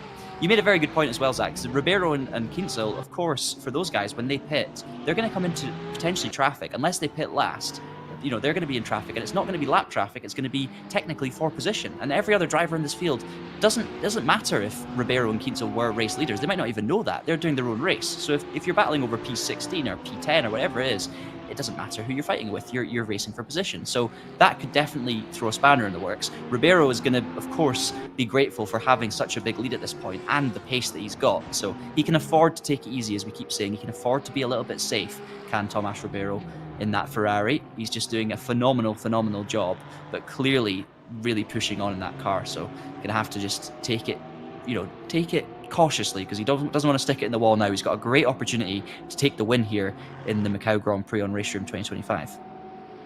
Yeah, indeed so. And a very, very good point as well when it comes to the leaders and the traffic, because the flow of Macau and how tight it is, you know, even if you wanted to make it easy for them, it's difficult to do that without compromising yourself. So a lot of people aren't going to be overly willing to do that. I'm sure Luca Berg is going to be pretty willing to find a way through on Rokas to be. The inside line getting taken there for the Ferrari. Nicely done. Textbook move, simple as you like, up on the inside at turn number 3 of Lisboa there for the for Luca Berg in the Ferrari. Now eyes forward really to go to the German of Tarut for what is 17th position and just try and pick them off over the course of the coming minutes. But effectively he's guaranteed himself. He's banking now on a two-stop strategy. From what I have seen before in RaceRoom, I think an hour is doable. Again, on a stretch, I mean, Macau, it is a bit more stop-start. Are you then using more fuel? But then again, you're not maybe, you know, using the full extent of the rev range on the straights because there's less of them. I honestly don't know. But then maybe are you revving out second or third or fourth gear more often and therefore using more fuel? It gives and it takes. It's 6 of one, half a dozen of the other in terms of that fuel usage, and also the undulation as well. You're going uphill using a bit more fuel, but then you could coast downhill. You know, it is quite 50-50 in that respect. So I think the next 9 minutes, again, like we've been saying, are going to be very critical in deciding what sort of strategy we are going to be seeing and whether or not people are going to be committed waiting for it. There you can see, obviously the main picture is Herberg, the picture-in-picture, the top right of your screen, riding on the rear wing of Peterman, the battle for P11 and for P12, the Porsche and the Ferrari, the rivalry that's pretty much been the the tale of the tale, really, for the entire event. In all fairness, it has been a Porsche or a Ferrari sort of field in terms of, if you want to be quick, these are the cars you got to go for. Yeah, there's only 2 non-Porsche / Ferraris in the top 13, so you're absolutely right. Just a couple of comments to allude to in the RaceRoom live stream here. We've obviously got the Traxion and RaceRoom runs running together, so we'll keep an eye on both sets. But first of all, shout out to Lucas Marchand. We did see Lucas in the practice session for this race. Should have been in Split 1, should have been taking part, but unfortunately appears to have some sort of game crash or something. So shout out to you, Lucas. Hopefully you're enjoying the show anyway. Sorry you're not competing, because I'm sure you've put in a lot of work to prepare for tonight's event, but we'll hopefully see you again soon. And yeah, interesting. So we've got a few watching Ribeiro's stream as well. Looking around about, at this point, probably 6 laps of fuel left for Ribeiro, Zach. So we've got 7.5 minutes till the halfway point. If Ribeiro has about 6 laps of fuel left, that's probably about, what, 13, 14 minutes? I do actually want to call this, though, because Taru's going down the inside of Soares in the BMW, and that is a great move. There's almost an overlap, almost a touch there. Soares is going to have to back out of it. Taru gets the move done and moves up into P16. I was so focused on the chat with the comments there, we almost missed that on-track action, but you guys would have seen it happen anyway. Burke's, of course, going to want to capitalise on this. Having pitted, he's going to have fresh pace compared to those two, potentially higher pace in general, possibly new tyres, we're not sure, so it'll be interesting to see.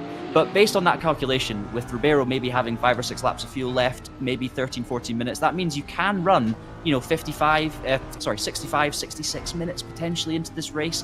I still think that means that Burke's going to have to make a second stop. But it does mean, maybe 3 laps of fuel saving. It's still a huge amount, but if that's the case, that's something to keep an eye on at least. But I think the reality is it's going to be not much over 60 minutes that you can get out of a tank here. Yeah, as long as you get over halfway, it's a one-stop. So that's sort of the simple answer for that one. The thing with Luca Burke, though, is that given when he's come in, the fact that you can run 65 minutes of a stint, it does open the door for a little bit more flexibility if he is committing, well, he's now committed to a 2-stop. If anyone else is, which at this stage with an hour and 6 minutes left, it's probably not the case, but it does give him a bit more scope. If he wants to come in a lap or so earlier or later relative to his initial stint, as Saucer goes in deep and Luca Burke gets caught up on the inside there, gets a bit of a tap as well from one of the Ferraris just in behind. I think one of the lapped cars there, potentially. Is that the race leader? Is that the race leader? Potentially, I think it might be. Potentially, yeah, it could well be, yeah.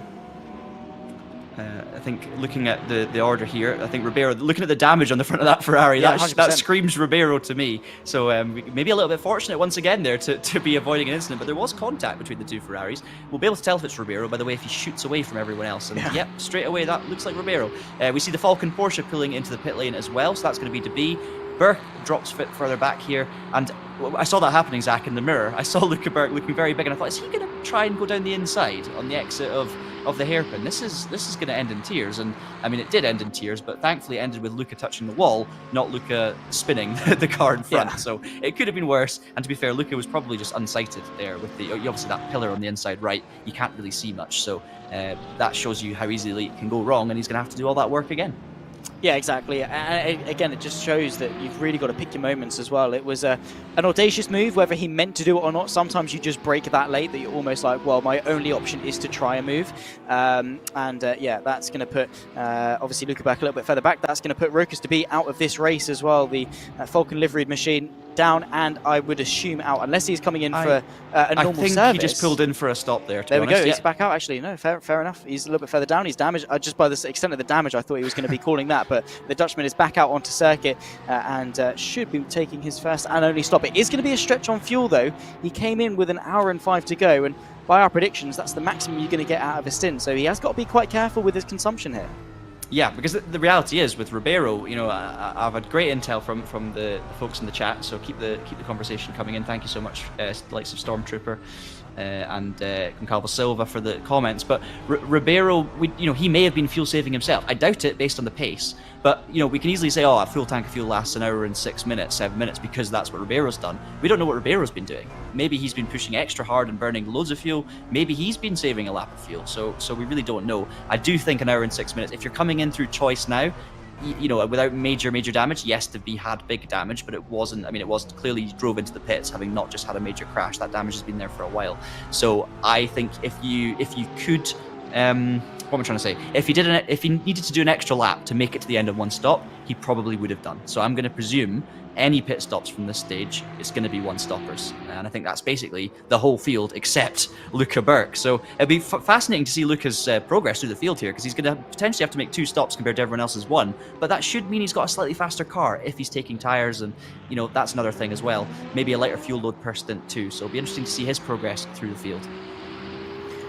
When it comes to strategy, I mean, yeah, it's like we say, with 2 hours, it does reduce the scope as to the variation you can get, but still an open door in terms of, you know, how much fuel do you save, because the longer you go in, then the shorter the stop is when you take it. That's obviously, you know, the longer into the race you go, the less fuel you have to put back in when you do take your stop. Yeah, something to keep an eye on there, as we've got just over half distance to go in this race. We have also been joined by Cody Nikolakowski, by the way, in the YouTube chat. Unfortunately, would have loved to see the Macedonian on track.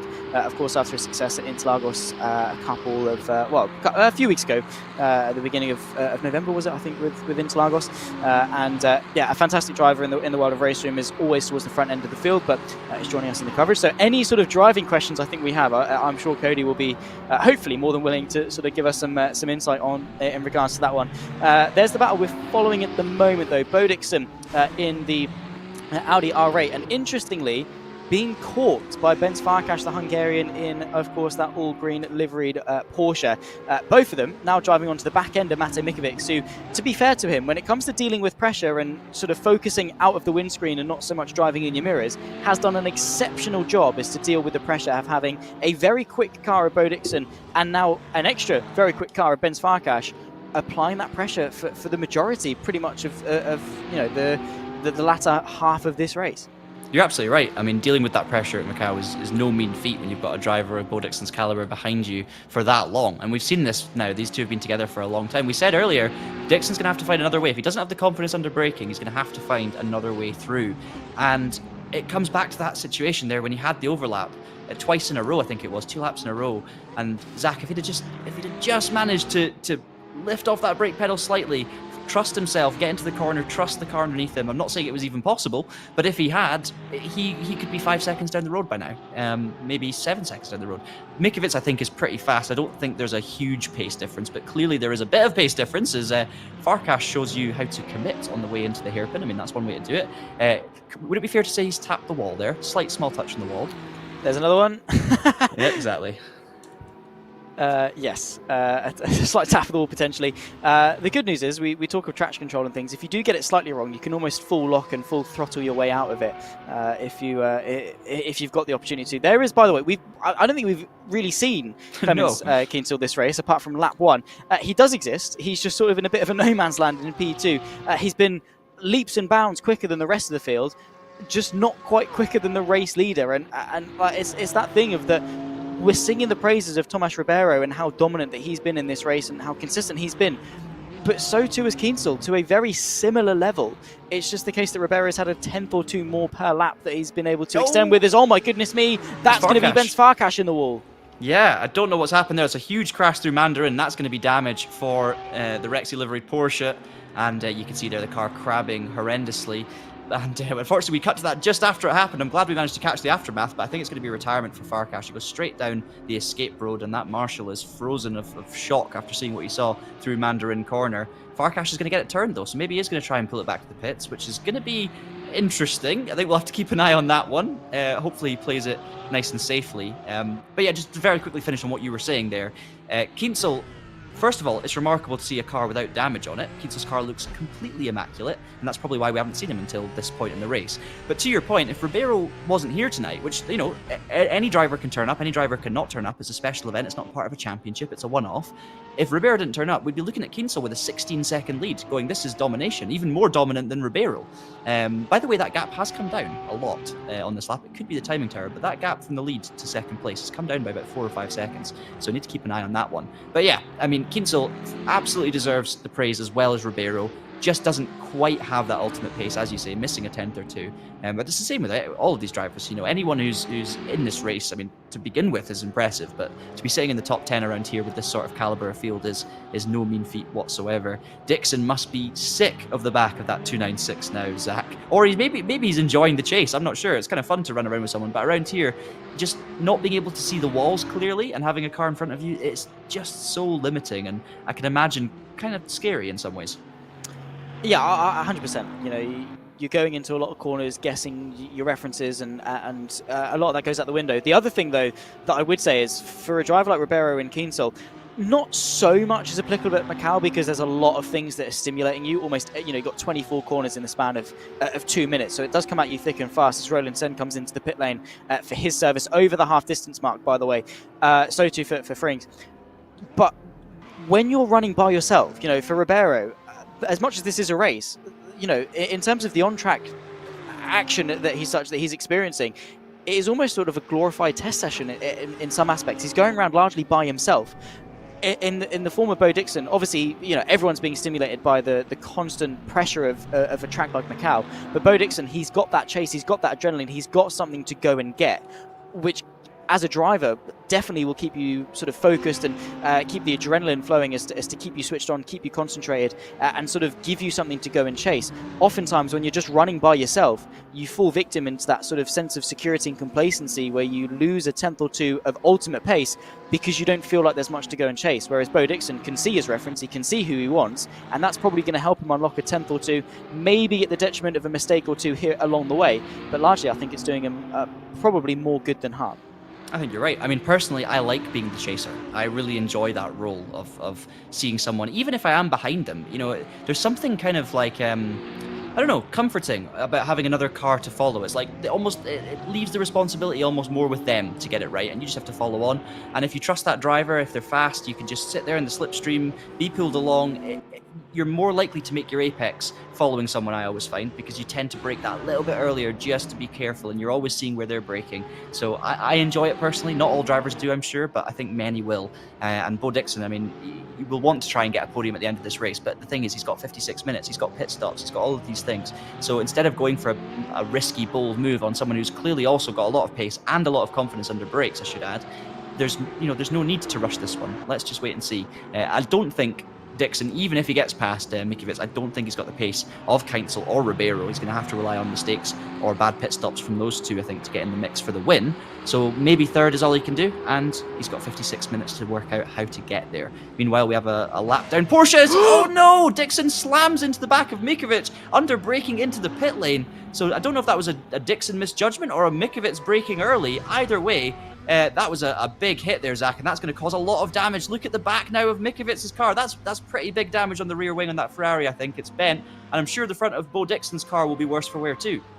Oh, that is heartbreaking, and what an end to what was such a good battle between the two of them. So tense and on the edge of your seat. Mikiewicz, I mean, the damage to the rear wing is going to be a lot more detrimental than the damage to the front end of Bo Dixon's car.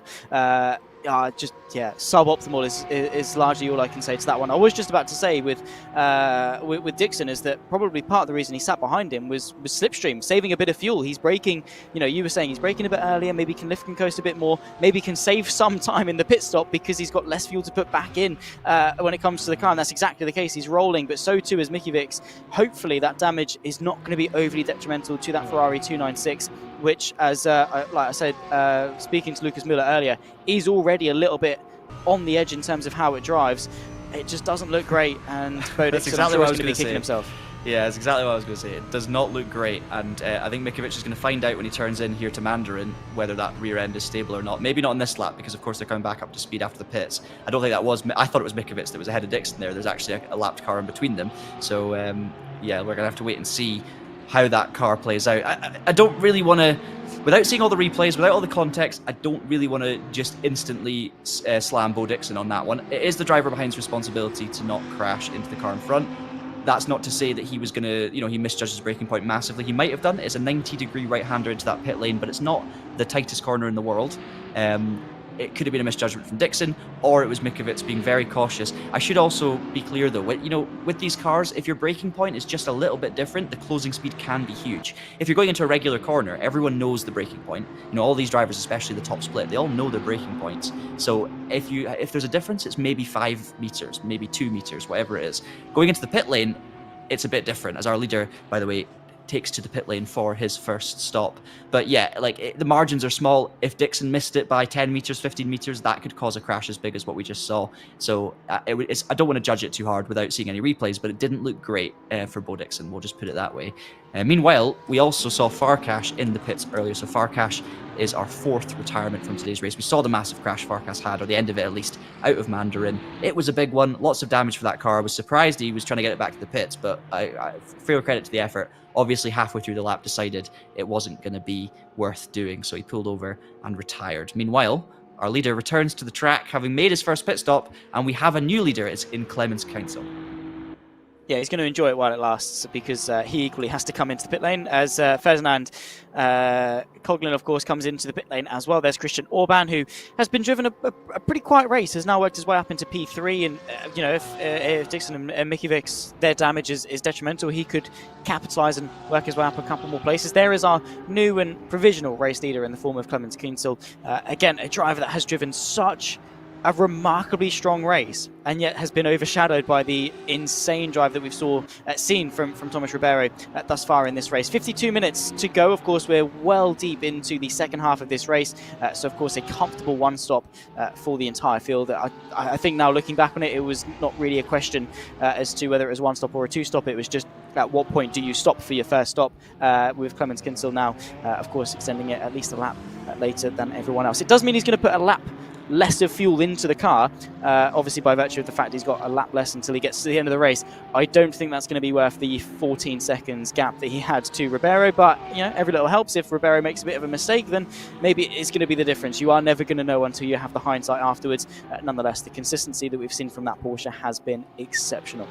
You're absolutely right, and to be fair, we don't know that Kienzel is coming in this lap, maybe saved a bit more fuel, and it's I'm keeping one eye on this battle, because this looked like it could end in tears, but I think it's Stoser, who's been very racy, it has to be said, on the back of Frings, is just trying to keep the pressure on the Porsche and try and maybe force a mistake, and just like that, Stoser forces the mistake from Frings. Another Manthey Porsche taps a wall, and it is a pit stop this lap for Clemens Kienzel. So I just wanted to see if he was going to do another one there. But as you say, he will save a lap of fuel. Potentially, though, Zach, he could take 2 laps less of fuel, because he's proven that he can extend an extra lap to everyone else. You never know. It's not going to close the gap, don't get me wrong, but it will be potentially a shorter pit stop than Ribeiro by a noticeable amount. However, Ribeiro's only 5 seconds down already, so I think Ribeiro is literally, as you see there, passing pit lane, taking the lead. So if the gap's reduced slightly, then that's something, but it's still going to be substantial. And Ribeiro, just looking confident as ever in that battered Ferrari, flies through to start the 31st lap here at Macau. We have a yellow flag in the last sector, not sure who that is, as Kienzel now leaves the pit lane, and I think that gap, in fact, Zach, is going to extend quite comfortably.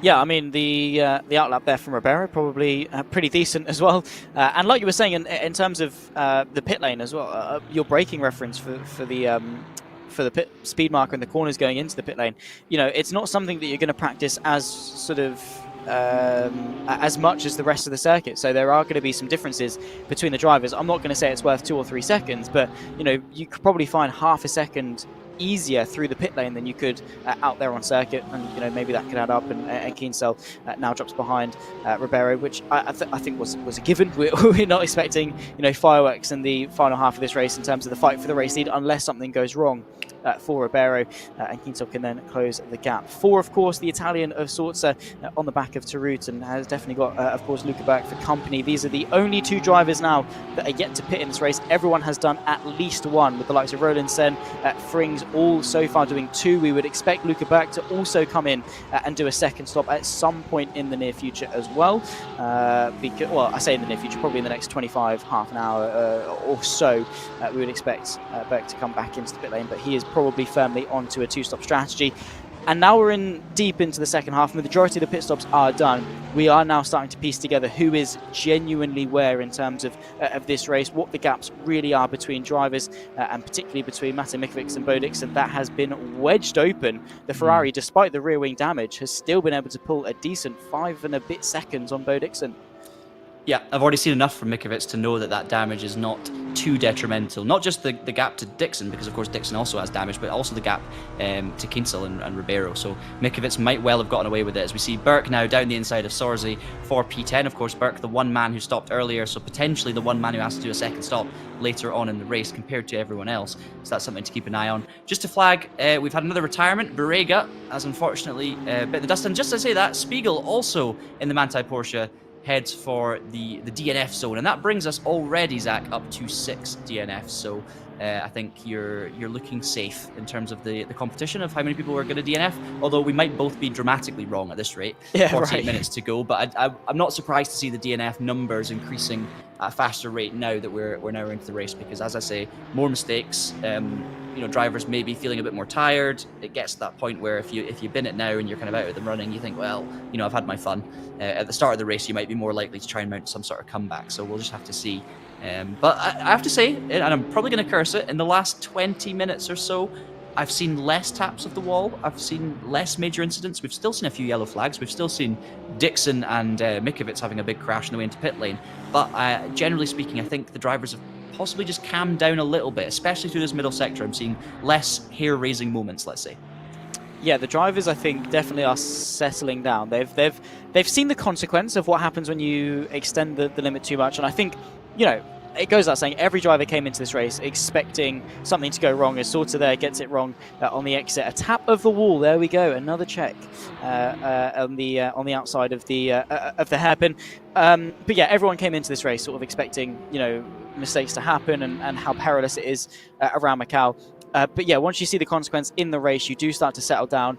Also as well, and this is one of those things, tyre deck. Yes, the tyres are worse off. No one changed tyres. You don't necessarily need to. As there we can see Borrega in the pit lane. Of course, one of 6 thus far to have retired. Fair enough, yeah, the tyres are going to feel worse and therefore have less grip, which would then potentially open the door for more mistakes, you would think. But then on the flip side of that, the drivers know that the tyres are going to be degrading and that they're going to have less grip. And so they're going to drive maybe slightly more under the limit than they were at the start of the race, knowing that the tyres maybe have a little bit less give in them.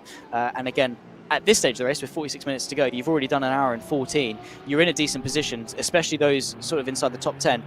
You don't want to risk it and throw it completely away as Francesco Sorza comes in for what will be his first and final stop in this race with 46 to go. Well, Sorza's made it an hour and 15 minutes in. So, I mean, it's pointless to be even considering this, because either Luca Burke's going to pit or he won't pit. But I'm enjoying the idea of there being some sort of chance that he might actually not pit here. It doesn't make a huge difference in the grand scheme of things, but it'd be fascinating to see if Burke can make it to the end on that stop. I'm really glad you brought up tyres, because I was just about to do the same thing. I was thinking, I wonder if drivers are going to try the undercut here, and some drivers might not take tyres. It looks like the majority of drivers haven't taken tyres. Macau, maybe not as bad for degradation as the likes of Interlagos for the last special event. Drivers can get to the end on one set of tyres, but the question is, how tricky is the car going to be towards the end of the race? How worn are the tyres going to be?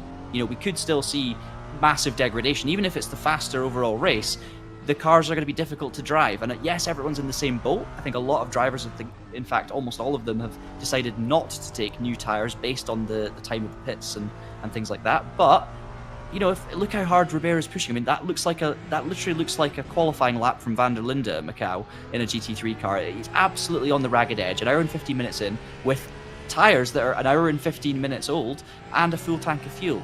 Now, towards the end of the race, lower fuel, the car's going to be a little bit more flighty, a little bit faster, but also a little bit more loose. And of course, these tyres are going to be absolutely shattered, needing a very big Christmas holiday. So it's going to be interesting. I think it's going to be tricky, and I'm kind of intrigued to see how that actually plays a role in how these cars behave later on in the race. But of course, we'll find out in due course. We will do indeed, and again, 44 minutes on a set of tyres that have already done an hour and 15 is brutal. I am just keeping an eye on the YouTube chat, by the way, because we've got some drivers in the chat that probably know a little bit more than we do. Like I say, it's been years since I've driven on RaceRoom, and I've never done it in a GT3 car, so I don't quite know what it is like at that level as it gets very close for comfort there.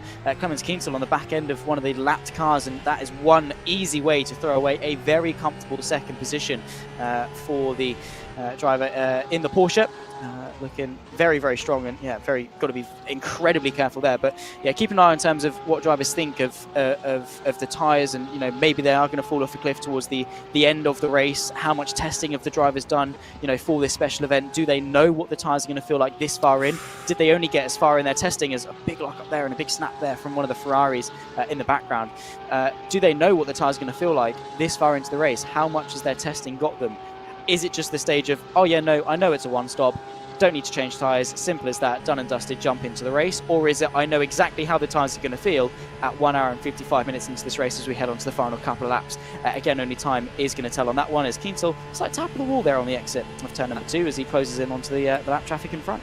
And my wince before was because not only did the Ferrari behind him lock up, but Kienzl also hit the inside wall through the final corner. So Kienzl 2 slight taps of the wall in the space of 3 corners, and this is of course the man who I praised earlier for keeping his car in perfectly good condition. But it shows you even the best can still tap the walls here at Macau. He gets through nicely on Taru, the back marker in the other Porsche. Meanwhile, there's the Ferrari looking very racy. That is Stosur again, Stosur has dropped back behind Taru again after the pits. So after making that move earlier, a fantastic move from Stosur, or I say it was a fantastic move, now I'm remembering that was the one where Taru ran wide into the wall. But Stosur has been doing fantastic moves throughout this race. Regardless, he's ended up behind him again. So that's going to be interesting to see if Stosur can get that move done once more. I'm guessing that was through pit stops, but we'll have to see how that one plays out. Meanwhile, a couple of drivers I just want to shout out that we haven't mentioned too much. So Coughlin we've given a few mentions to in the Porsche up in P5. I think it's been a really, really solid race for Ferdinand Coughlin. He's been just keeping it clean, slowly moving up the order while other people are making mistakes. He's actually within 7 seconds now of Bo Dixon, so that's definitely one to keep an eye out for. Bo may be carrying some damage after that head-on collision. We've obviously talked a little bit about Orban. We haven't mentioned Roth too much in P7 in the Mercedes, the highest Mercedes and one of only 2 non-Ferrari Porsches in the top 16 now. So big shout out to Roth doing a great job, as is Van Roon in P8 as well. So yeah, lots of drivers who have been keeping their nose clean, which is probably why we've not seen them as much, but doing a really solid job here. Yeah, exactly that. And just on the point, actually, of Bo Dixon, it sort of prompted a question. I mean, probably we're going to see a move here from Mario Stoso on the inside of Stefan Tarut as they battle away for what is P13. The Ferrari looks to the inside there, but very promptly backs out and returns back to the racing line as they approach through the final couple of corners and onto the start-finish straight and towards turn number 1. In that slipstream, of course, it's a fight for P13, so not quite the race lead, but still a battle that I'm sure will go on for quite some time. Using that momentum and slightly defensive goes the Porsche of Stefan Tarut as Maurice Stoister goes to the outside. That's going to be difficult to hold around the outside of turn number 2. Is going to give it a go, but in the end tucks back into the slipstream. Has he lost too much momentum to actually go for a challenge towards turn number 3 at Labosa? Let's see. Pulls out to the right hand side. Is he committed enough on the brakes? Yes, he does. Leaning on the ABS, I'm sure. Gets to the apex first. Gets that move done. Sensational stuff from the Ferrari. I think we saw a similar move from him earlier on in the day as well. Potentially, I think maybe to get through on Stefan Tarut about an hour, or well, probably less than an hour ago now, but definitely a similar move that we've seen throughout the race.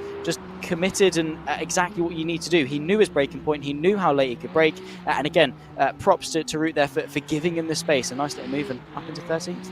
Yeah, Stoser's been one of the stars of the show today, undoubtedly, just with the moves he has been making. He's been, I was saying earlier about, you have to wait for mistakes at Macau, other drivers to make moves. Stoser has been taking the fight to the others on his own terms. Stoser's been making the moves, forcing the moves. I think the Ferrari seems really strong under brakes. We've seen, more often than not, when there's a Ferrari involved in an outbraking maneuver at Lisboa, the Ferrari comes out on top. So I was, saying to Bo Dixon, maybe he needs a bit more confidence into Lisboa down the inside, but he was up against a Ferrari of Mikovic, and we're seeing similar things from the likes of Stoser, so potentially something in that with the car choice there. But nonetheless, you still have to get the job done, and it was a fantastic move from Stoser, who retakes that position from Taru, not for the first time today, and back up into 13th. He now has a 30-second gap, however, to chase down Herberg and the other Ferrari up ahead, so that is going to be a tough one now. Stoser's momentum may come to a steady halt at this point. Great to see again, the live chat for this race, both on the RaceRoom and the Traxion stream. We've got lots of people who are really enjoying RaceRoom, enjoying driving these cars. And I should say, Macau is the kind of circuit that is, it's not an epic driver circuit, right? This is not a track that, like a Spa-Francorchamps or something where all the corners have the most perfect flow. And it is an incredible spectacle, and it's an incredible challenge, and there are some amazing fast corners, but it's not a track that feels purpose-built just to be the most incredible driving experience. It is very, very tough. However, it's also very car dependent, and certain cars in certain sims or in certain situations can be very, very tricky to get around Macau. These GT3 cars, I have to say, they feel so well suited to this circuit. Like the speed of them, the power, the width, obviously the ABS and the traction control through that middle sector, the way you have to dance the car around, and we've seen it when we've gone on board, especially with the likes of Ribeiro, but everyone really in this race, just how fun these cars look. And I have to say, this is a phenomenal combo to drive, and I thoroughly recommend, if you're enjoying the action here and it looks like a lot of fun to you, I do recommend going and giving it a go. Fire up RaceRoom, try this combo out, and just try and get your lap times down. You don't have to come close to the 2:14s, 2:15s, 13s, whatever it is that Ribeiro and Kienzl are setting here, but just see what you can do and chip away at lap times, because it's phenomenal fun. And as well, the biggest thing that's always stuck out to me about RaceRoom is the community aspect. I mean, obviously we've got these community events with the ranked stuff, and a lot of people. A lot of people know everyone, right? It's like a little village. Is RaceRoom? You've got the usual faces at the front end of the field, but also some familiar faces tuning in each time for every broadcast, and it's always really good to see. So many community championships out there as well that race on RaceRoom across so many different disciplines. We were talking about obviously, if you're a touring car fan, there's pretty much the world's your oyster in terms of RaceRoom, and of course to jump onto the platform, it is completely free, and the subsequent cars and tracks that you do get, really not that expensive at all, very cost effective as a sim is RaceRoom, and I've always absolutely loved it. In terms of competitions and opportunities, you've got these ranked events, you've got ranked multiplayer generally, you've got the leaderboard competitions, and oftentimes you'll see the opportunity to go and race in things. We've seen this year the likes of Racing Prodigy, Nathan Maximan winning his seat in a real life radical in that championship, went on with Guild Esports to go and win the championship of Racing Prodigy, and still is involved in the world of esports as a collective today. Got that drive, got that opportunity through RaceRoom. Like I was saying earlier, you've got the likes of Lucas Muller, who got a GT4 test at the Red Bull Ring as part of the DTM Esports Championship win. Deegan Fairclough, again, albeit a few years ago now, got a seat in British F4, and subsequently then got followed all the way through to GB3 in real life. Won a record-breaking championship in British F4 as well, did Deegan Fairclough. So while I was in that competition amongst 15 other very, very talented guys and girls as well, there was a boys and a girls competition. The right person definitely did win it in the end. Deegan Fairclough, absolutely rapid driver. And again, the scope and the opportunity on RaceRoom, I genuinely can't say. I won't run out of good things to say about it, let's put it that way. So a big thank you to everyone that has been joining us, both on the TraxionGG YouTube channel and of course on the RaceRoom YouTube channel as well. Your company has been great, and I suppose you've been all right as well, John. I was going to say very well said until that very last bit there. It's been great. That's fun, for the talent comment earlier. That's the revenge. I've seen someone comment on my time. I told you I did one valid lap, but yes, that was it. I was 2.5 seconds up on it on the last one, but guess what? I attempted to take the hairpin, and that's all that needs to be said. A few taps of the wall, let's be honest. But yeah, I mean, this is the thing. You can jump on the leaderboard challenge on RaceRoom. You can give it a go. You can see other people's lap times, and you can just learn. It doesn't matter if you're 5 seconds off the pace, if you're 10 seconds off the pace.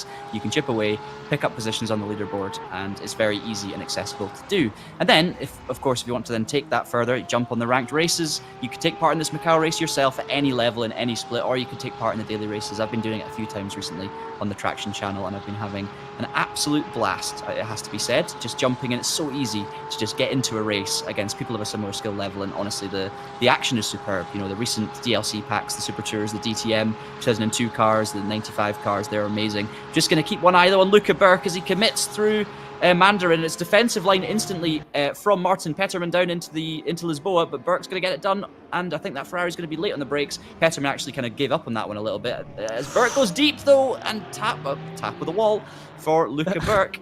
We're all very well hydrated, but Petterman goes back through and into P9. So yeah, just it looked like Petterman was almost letting Burke go there. Burke didn't need to go so late on the brakes, but he tried to anyway. Oh, Yeah, as a that tap could have been there worse. is, yeah, Rokas to be almost tapping round. Stefan Frings there is, I think that's, it's not Saucer just in behind them though. That is that Bo Dixon, I think. Dixon? It is, yeah. It is. So 2 cars between Bo Dixon and Mate Mikovic, although, of course, has been losing quite a bit of time as Dixon, especially in the second half of this race with 34 minutes left to go. It is unlikely that Dixon, despite a storming first half, could well fall short of the podium, but 34 minutes to go, anything can happen in that time. There's been a lot of discussion about the incident that happened between the pair of them, and obviously we said that it damaged the rear end of Mikovic, it damaged the front end of Dixon, and now my question to you, around Macau, do you want damage that would induce oversteer or damage that would induce understeer? Which one, as a driver, probably would be better, and maybe pace-wise would be almost better to have?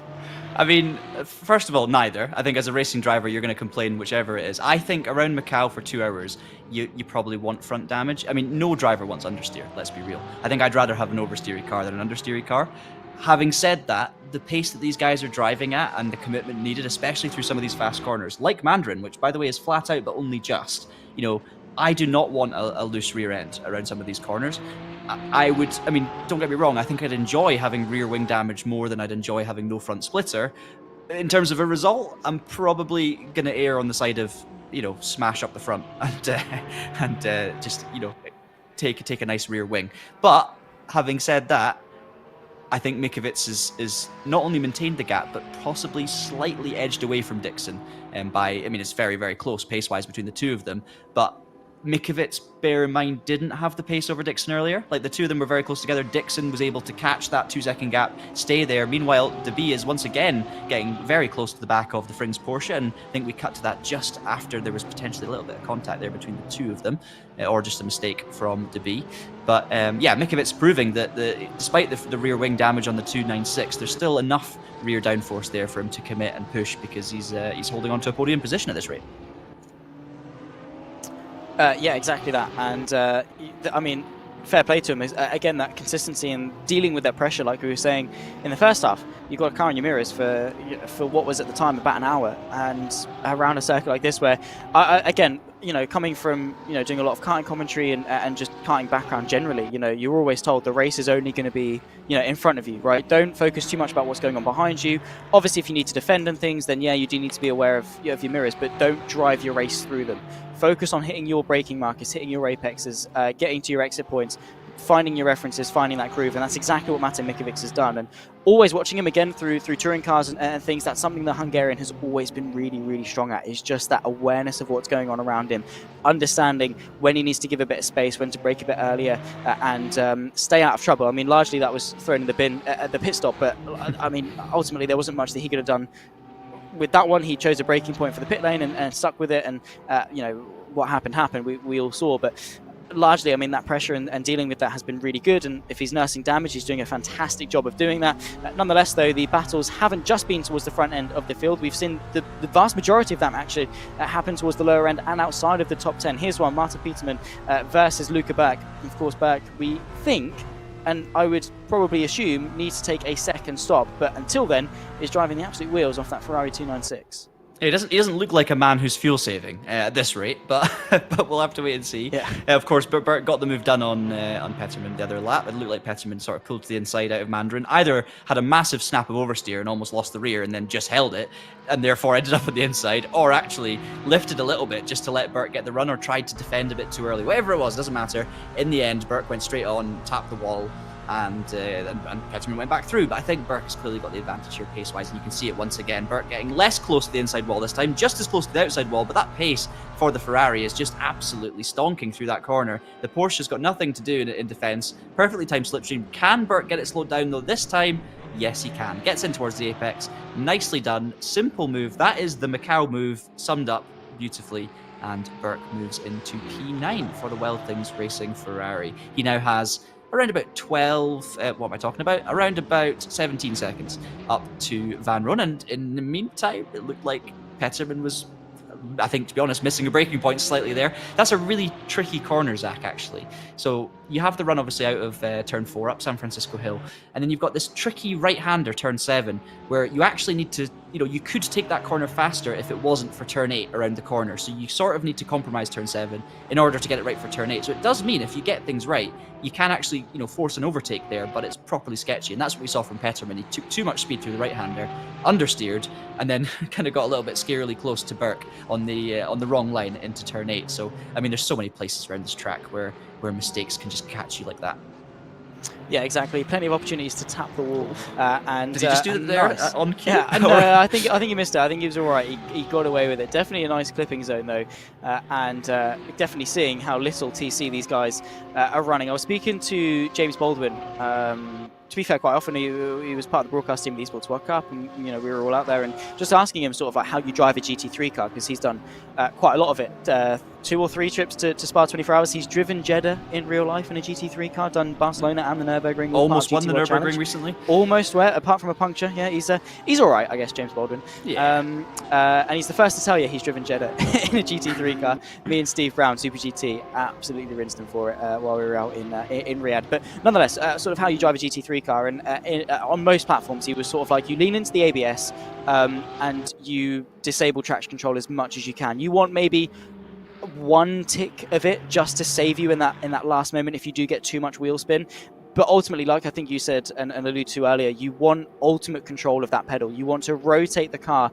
I think especially in RaceRoom as well, you do, and drivers, please correct me if I'm wrong, or say if I'm correct, you almost do want to get a little bit more slip angle on this platform than you would on others. You want to try and hold a little bit more through the corner, and obviously to do that you need obviously good brakes and good trail braking, as well as control of that pedal, and with a lot of stop starts as well. It takes a lot not to slip too much, but again, you want to keep that revs up. You don't want the car to bog, especially at a circuit like Macau, and especially if you've got a car following very close behind you. If you bog and they don't expect it, you're getting rear-ended.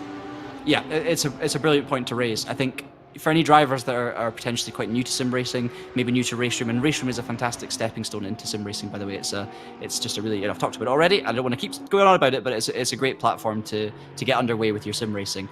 But I think one thing you learn quite quickly, and maybe you don't learn it if you use too much traction control because you don't give yourself the opportunity to, but actually the lack of traction control in your throttle pedal is just as good a steering wheel as your actual steering wheel. These drivers turn the car not just with the steering wheel, but with the brakes and with the throttle. It's all about weight shifting, it's all about balance, and obviously with the throttle control, you actually rotate the car with the rear end, not by steering it through the front wheels. And it can take a little bit of time to grasp when you're new to racing and new to sim racing, but I thoroughly recommend turning your traction control down, or in this case in RaceRoom, turn it up, because for RaceRoom, I think the number 6 setting, which is the highest number, is actually the lowest traction control. So I just wanted to make that clear in case anyone thinks that they're running very low traction. It's actually on full. But experiment with it. Have a go. Try turning your traction control down by turning the number up, and just see how it feels. You will spin a few times, undoubtedly. You will struggle with the rear end, and you might be slower at first. But once you get used to just modulating that throttle pedal on corner exit, and even through the corners to try and steer the car, you'll begin to just feel how much influence you can have on the rotation of the car without even touching the steering wheel. You can hold exactly the same lock on and completely change the angle that you're getting through that. So I think it's a great point you've raised, and I think the drivers, in these cars, it's also the ABS, it's exactly the same thing. Leaning on the ABS and how much you lean on it can also hugely influence your angle for turning into a corner, and how much speed you can carry in, and how the car behaves on the way, and whether you're going to lose the rear end, whether you're going to just lose the front end a little bit. It's so influential. So, and I think that, a lot of people maybe think the steering wheel is the most important thing. I think it's the throttle and the brake, personally, and the steering wheel is just basically you surviving and going along for the ride. Yeah, I mean, a great example of steering wheel. Again, I will implore anyone to watch high-level karting. I know a lot of people are like, it's grassroots. No, karting is its own motorsport in of itself. Commentating on like WSK, which is the European Championships, lots of Arvin Lindblad, like Lando Norris have come through there. Watching high-level karting, and you see just how precise they are with the wheel inputs. You go in there, and if you squint, it almost looks as though the wheel doesn't actually move, and it's almost the case of the steering wheel is just an instrument to change the weight distribution of the car more so than actually steering it. It's almost like the steering wheel is the conductor and the pedals are the orchestra as much in terms of how the work is distributed. The wheel is there to help and assist and direct, but like we've been saying, a lot of the work is done with the pedals. Trail braking, I do a little bit of driver coaching at you know, my day job, and once people are competent and able to get around a circuit, the first skill that I get them to teach, that I teach them and get them to learn, is trail braking. It is undoubtedly one of the most important skills as a driver that you can learn and master. And I will always say this: a good brake pedal will do you so many more wonders than a good bit of force feedback. Yep. I think you're absolutely spot on with what you're saying there. You could almost say it was like a symphony of words. No, but you're absolutely right. And especially, you know, with the trail braking thing, very important in so many cars, but especially these GT3 cars. I just want to flag something real quick while we're watching the BMW. Now, you see the lights on the front of that car, the kind of more vertical lights. You've got 2 on each side. Now, that signifies that is the facelifted Evo version of the M4 GT3. Honestly, the rest of the car, it looks pretty similar, right? You're going to struggle to be able to actually see the difference, but those two kind of, it's not actually vertical. There's a little bit more light there that you don't really get a great view of, but the lighting change is actually what mainly signifies the Evo version, rather than the actual face, let's say, or the grille, because the grille is very similar. So I'm probably going to embarrass myself, and I've said that, and it's probably the old version. So I'm going to get in my second apology to BMW just in case at this very stage. But yeah, I do believe that's the new car, so that's good to see. Meanwhile, Peterman chases down Luca Burke. So Burke's got the move done, obviously, as we saw, but Peterman's not really fallen too far back. And we have to say Brandt's in the move, and that is a late move from Peterman on the brakes. Very brave. He gets it stopped. You know what? Luca just rolled out of the brakes there to make sure he not only you know, got into the corner ahead, but more importantly, actually left room on the inside for Martin Peterman, because I think Luca was probably a bit nervous that he was going to get rear-ended there. And Brandt's got a great view of this in the other black, white, and red Porsches. He closes in. Another man we haven't seen much, and Peterman once again looking at a different line through that same sector that we talked about earlier. These guys are battling for P9, so there is a top 10 at stake here. There is something, you know, a tangible goal, a meaningful thing here for not only Peterman, but also for Brandt to try and chase down. Brandt is probably looking the strongest of the three pace-wise. Yeah, and one of the first things that one of the best talking points I learned from Lewis McGlade, who obviously you've had the displeasure of joining quite a lot in terms of commentary. No, he's great. Lewis is honestly one of the best people to work with ever. But yeah, it's sort of like you have little milestones in racing. Obviously, the first one is to win, right? But then it's a podium. And unless you're in a championship, P2 or P3, it's a podium. Like, I don't really care which one it is. Same with top 5, P4, P5. It's both for top 5. And then obviously you've got top 10. And after 2 hours of racing, you want something, you know, like say tangible. It's all good, well and good saying, oh, I finished P11, like top 11. That's great. But to say top 10, it just has a little bit more weight to it. It feels a bit more, you know, prestigious, and especially at a circuit as difficult as this, and especially in a grid as packed as this, as Brandt gets very close to the rear end. I think even a slight tap to the it would be the rear right of Martin Peterman on the back end of that Porsche, as the both of them are trying to chase after Luca Burke, who again could still be awaiting a second stop in the near future. So for both of them, Brandt and Peterman, could still potentially have not a comfortable top 10, but you know, one that they're not going to have to work overly hard for if they need to get through on Luca Burke. Yeah, there's 20 seconds up the road until the next car, so there's not really much they can do about the cars in front. Of course, they could still make positions through mistakes, but they can't force the issue, let's say. Intrigued to see now Melvin Brandt looking to the inside of Peterman, who, once again, Peterman's got this habit, it seems like, of kind of diving to the inside, either to get out the way or to do some sort of defence. That just looked like Peterman getting out of the way. I wonder if he's either just being very, very clean and not wanting to kind of hold up his rivals and things like that, or maybe he's trying to be tactical there and grab a later slipstream. I mean, he looks very confident on the brakes, late on the brakes, but I'm not quite sure what he was doing there in terms of defense out of the first corner, because when you're going towards Mandarin, you know, you don't need to dive out the way unless you're just letting him go. Potentially, it could be that Peterman thinks, you know, Brandt's got the pace out, he's going to get past me anyway, I'll let him have a go at Luca and maybe put the pressure on, maybe force a mistake. That could be the tactical play there from Peterman, so we'll have to wait and see how it plays out.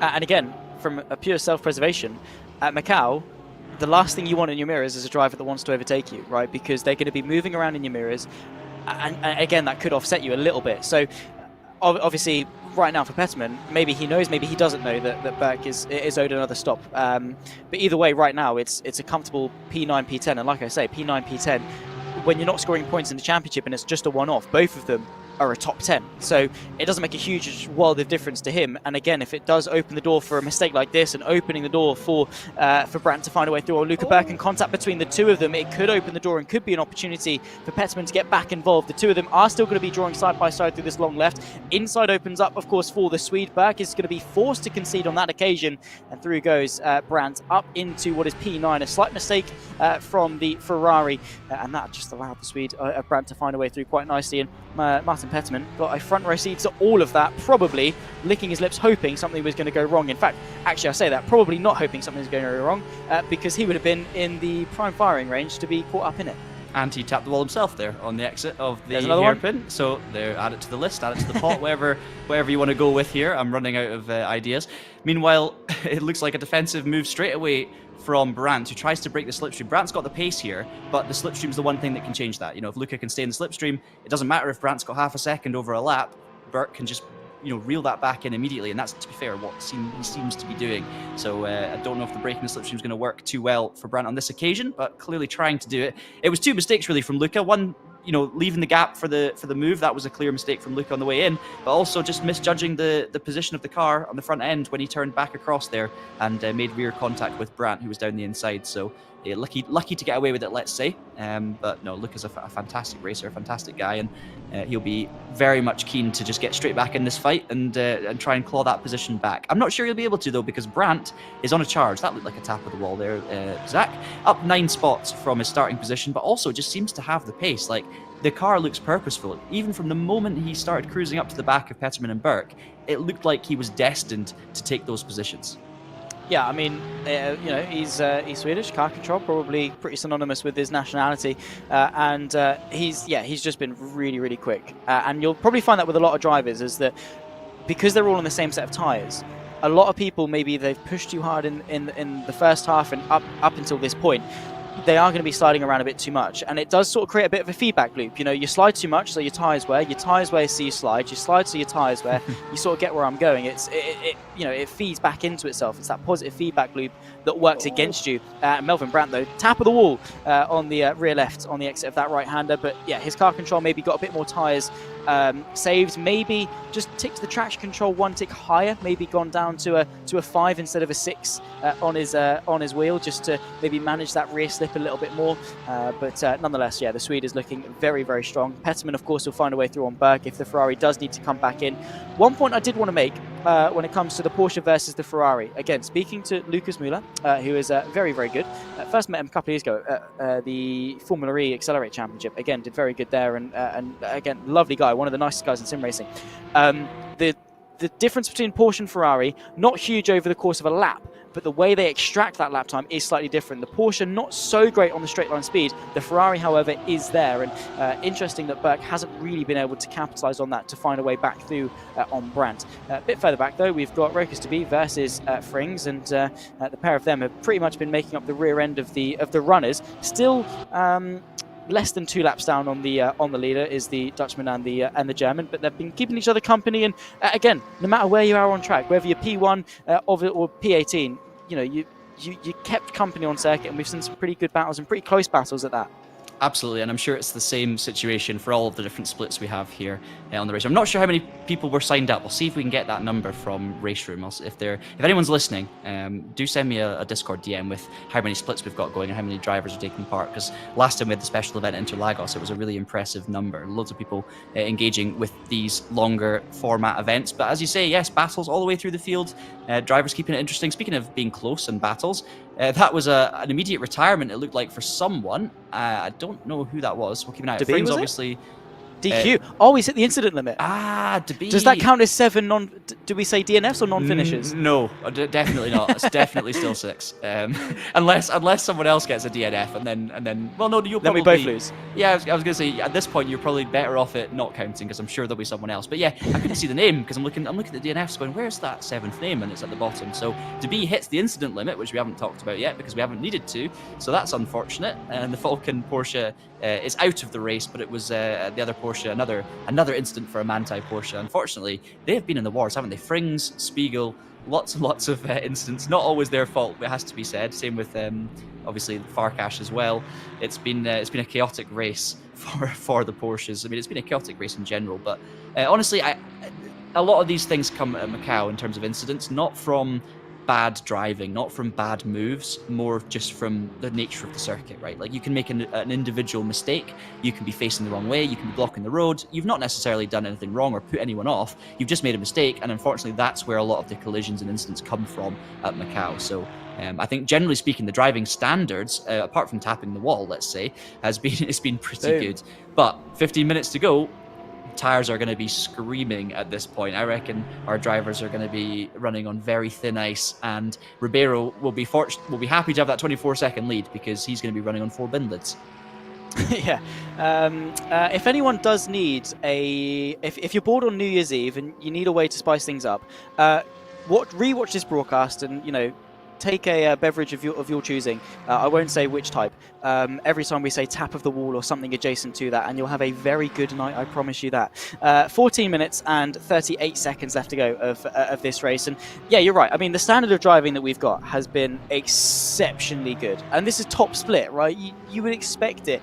Every single one of these drivers, whether they're P1 or, you know, out of the race now, they've all fought very, very hard. Their reputation and their skill rating on RaceRoom, you know, is very right. They wouldn't be in this race if they weren't. None of them are bad drivers. But when you talk about relative on this field, you know, you've got the good, you've got the great, you've got the best, and they're all here in split 1. And those differences are very, very small. In terms of raw pace, and like if you gave them 100 laps with as many regos as they wanted to, I'm sure the majority of this field would probably be only within, you know, 2.5, 3 tenths of a second of each other. And we see that a lot with the leaderboard challenges that RaceRoom post. But the difference is arriving on the day. It's one thing doing it in practice, it's one thing doing it in a time trial. Arriving when you've got limited shots in qualifying, and then arriving when you've got the pressure of that race start, that hurdle down through T1, 2, and then the heavy braking zone at turn 3, and then the entire, you know, what would have been an hour 59 and 20 seconds left on the clock by the end of that, nearly 2 hours of racing after that. It's not necessarily a case of who's got the most potential, but who delivers on the day. And today it's been all about Thomas Ribeiro. He is just head and shoulders above the field. Yeah, absolutely phenomenal effort from the Portuguese man. We haven't seen as much of him in this second stint because he's been driving away at the front and kind of staying out of trouble as far as we're aware. But I promise you, for anyone I'm sure watching his live stream on Twitch, he will not be taking anything for granted. And he will, I'm sure, be very close to the edge, probably tapping the walls in different places. Like, just because we're not seeing him and there's no drama doesn't mean he's not having a very dramatic driving experience right now, like full commitment. And it's just been, I mean, the pace has been absolutely phenomenal. And we saw it last time at Interlagos with certain drivers just putting in such a good performance and being so dominant in such a strong field, because this is a very, very strong field stacked full of world-class talent, let's be honest. But Ribeiro's lap time and the difference there is just incredibly impressive, like really, really, really impressive. So he's still got 12 minutes to keep it all together. It's not over yet, and his tires will be screaming, but I'm sure he's keeping everyone very much entertained over there on Twitch. Every time we see the front of that Ferrari, it's just hilarious, because normally you look at that kind of damage and you think, oh, that'll be someone struggling around, and Ribeiro just doesn't care. Just keep on setting the lap times, keep on setting the timing screens alight. Clemens Kinsel as well, we'll give him another shout out. 26 seconds off the lead, so he has continually dropped back from Ribeiro at a consistent pace. Clearly, the damage for Ribeiro not causing any major issues, as we see the black Audi getting out of the way. That'll be Roland Sen. Down in P18, being put another lap down, but Clement Kinsel as well, looking really good for P2, still in a good position to take advantage of any issues if they happen for Ribeiro, but I'm sure he'll be happy with P2 if he can hang on. And Mikovic has continued to just bridge that gap to Bo Dixon, now up to 9 seconds, Zach. So since that incident with the pit lane, we thought, I certainly thought Mate Mikovic was going to come back towards Bo Dixon, maybe even, crash the car on the outlap or something. But he's done a good job, and clearly the damage is not too bad. He's been able to keep the pace up. He's been able to hang on to 3rd place, and we could be seeing a podium for the second of our Ferraris.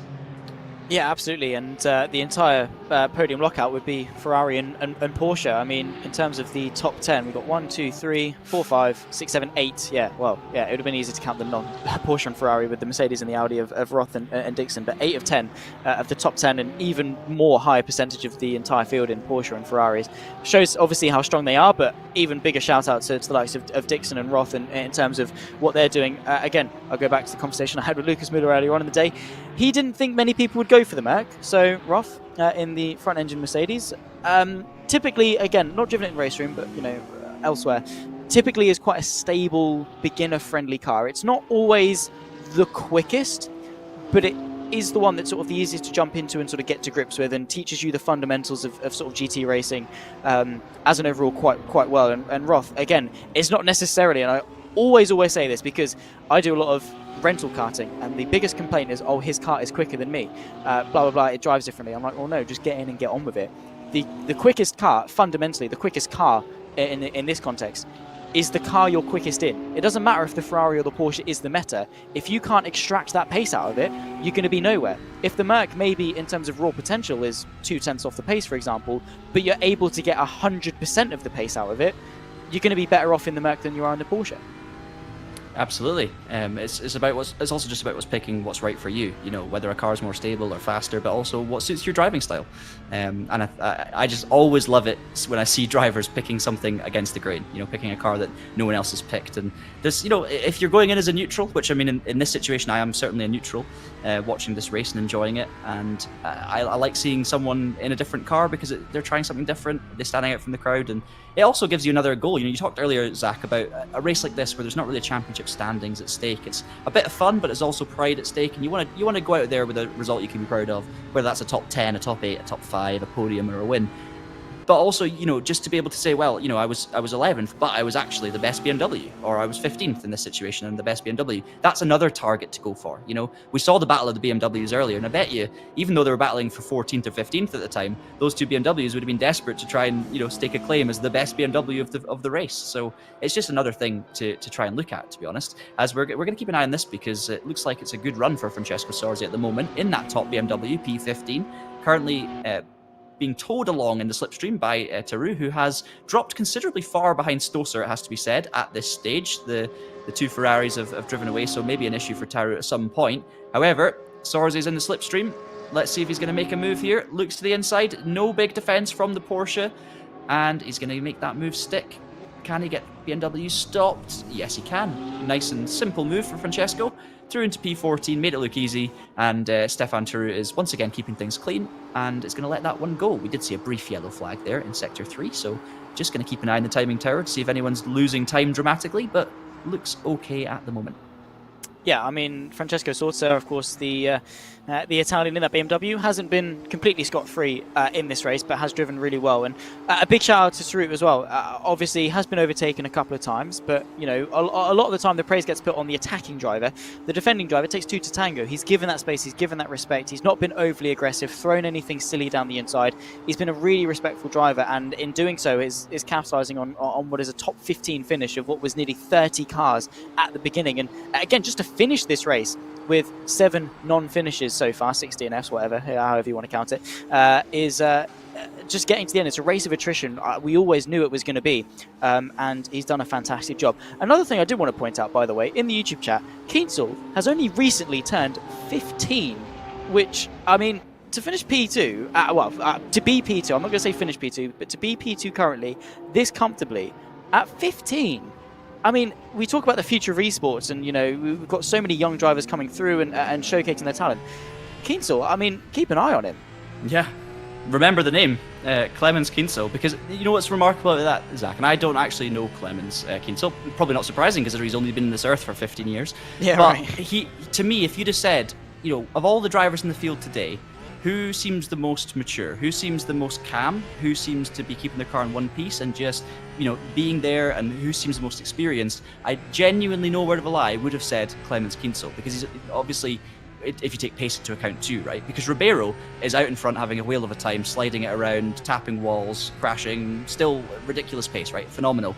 But Kienzl's the one who's just kept his nose seemingly relatively clean and kept that beautiful Porsche looking great. And I would have put money on it, Kienzl being one of the most experienced drivers, and yet, he's 15 years old. So phenomenal stuff, and massive talent that we need to keep an eye on, as you say. We're seeing a lot of, and you made a very good point talking about this earlier, we're seeing a lot of crossover now between sim racing and real racing. And I think there's a couple of things to kind of dive into on that briefly. One, the crossover is blurred now anyway, because I think anyone who wants to become a racing driver is going to be a sim racer anyway, because as a kid, sim racing and racing games are so much more accessible than they were 15, 20 years ago. You can be a sim racer just because you're interested in racing now, rather than just because you have the capability of being a sim racer specifically. So a lot of drivers will be sim racers anyway. But the thing that makes a difference is when you have these sorts of companies and games coming in that are actually helping support and facilitate their strongest drivers in the real world. And that's what we've seen with all of these competitions that you spoke about earlier, and all of the names you gave as examples. So these are names that are not only taking it from sim racing into real racing, but are also being supported in various different ways and different levels by the organizations involved in the games and the companies and everything like that.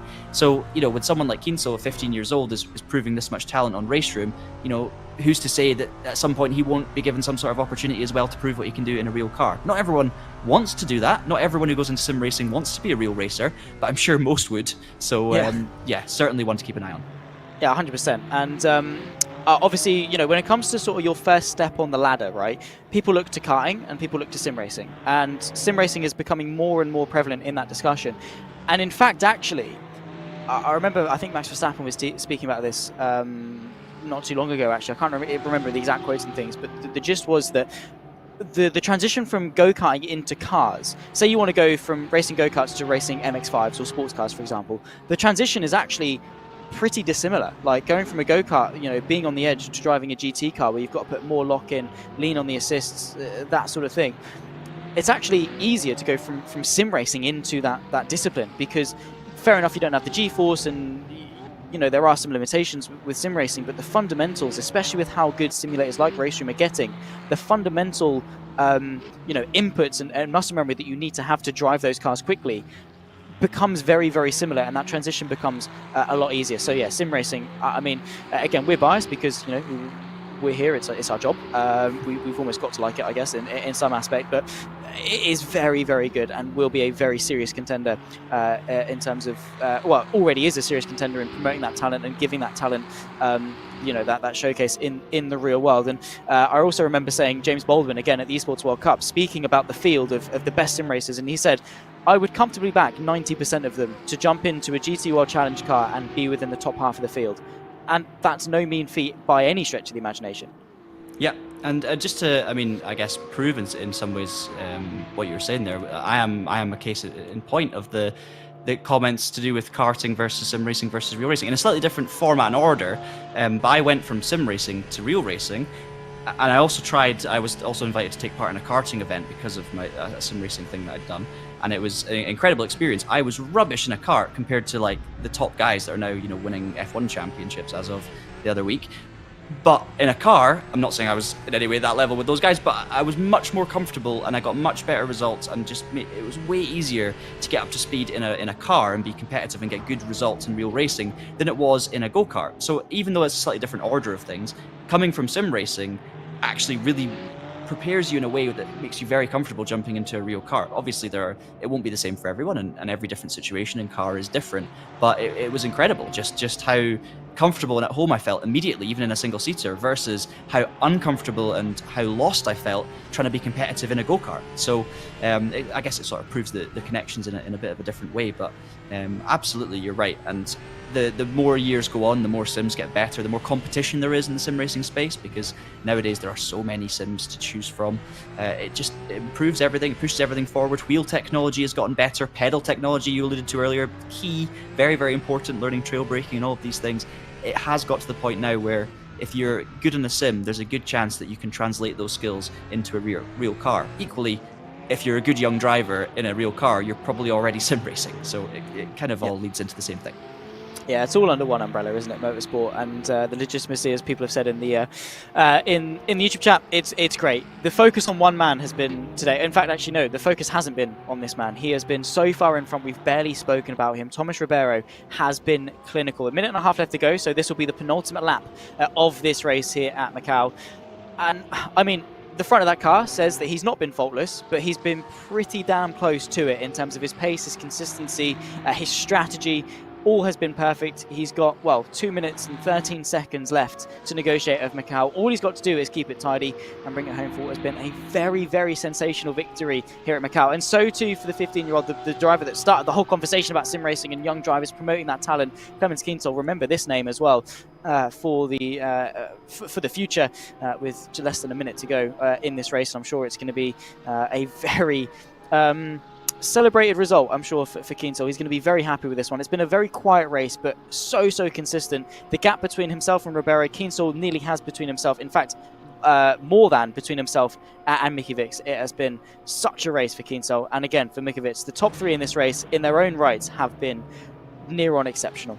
Absolutely. I mean, if Clemens Kienzl's parents are watching this broadcast, I'm sure you're going to be very, very proud of what he's achieved in this race. Phenomenal stuff. But this is the man who's been the real star here, Tomás Ribeiro.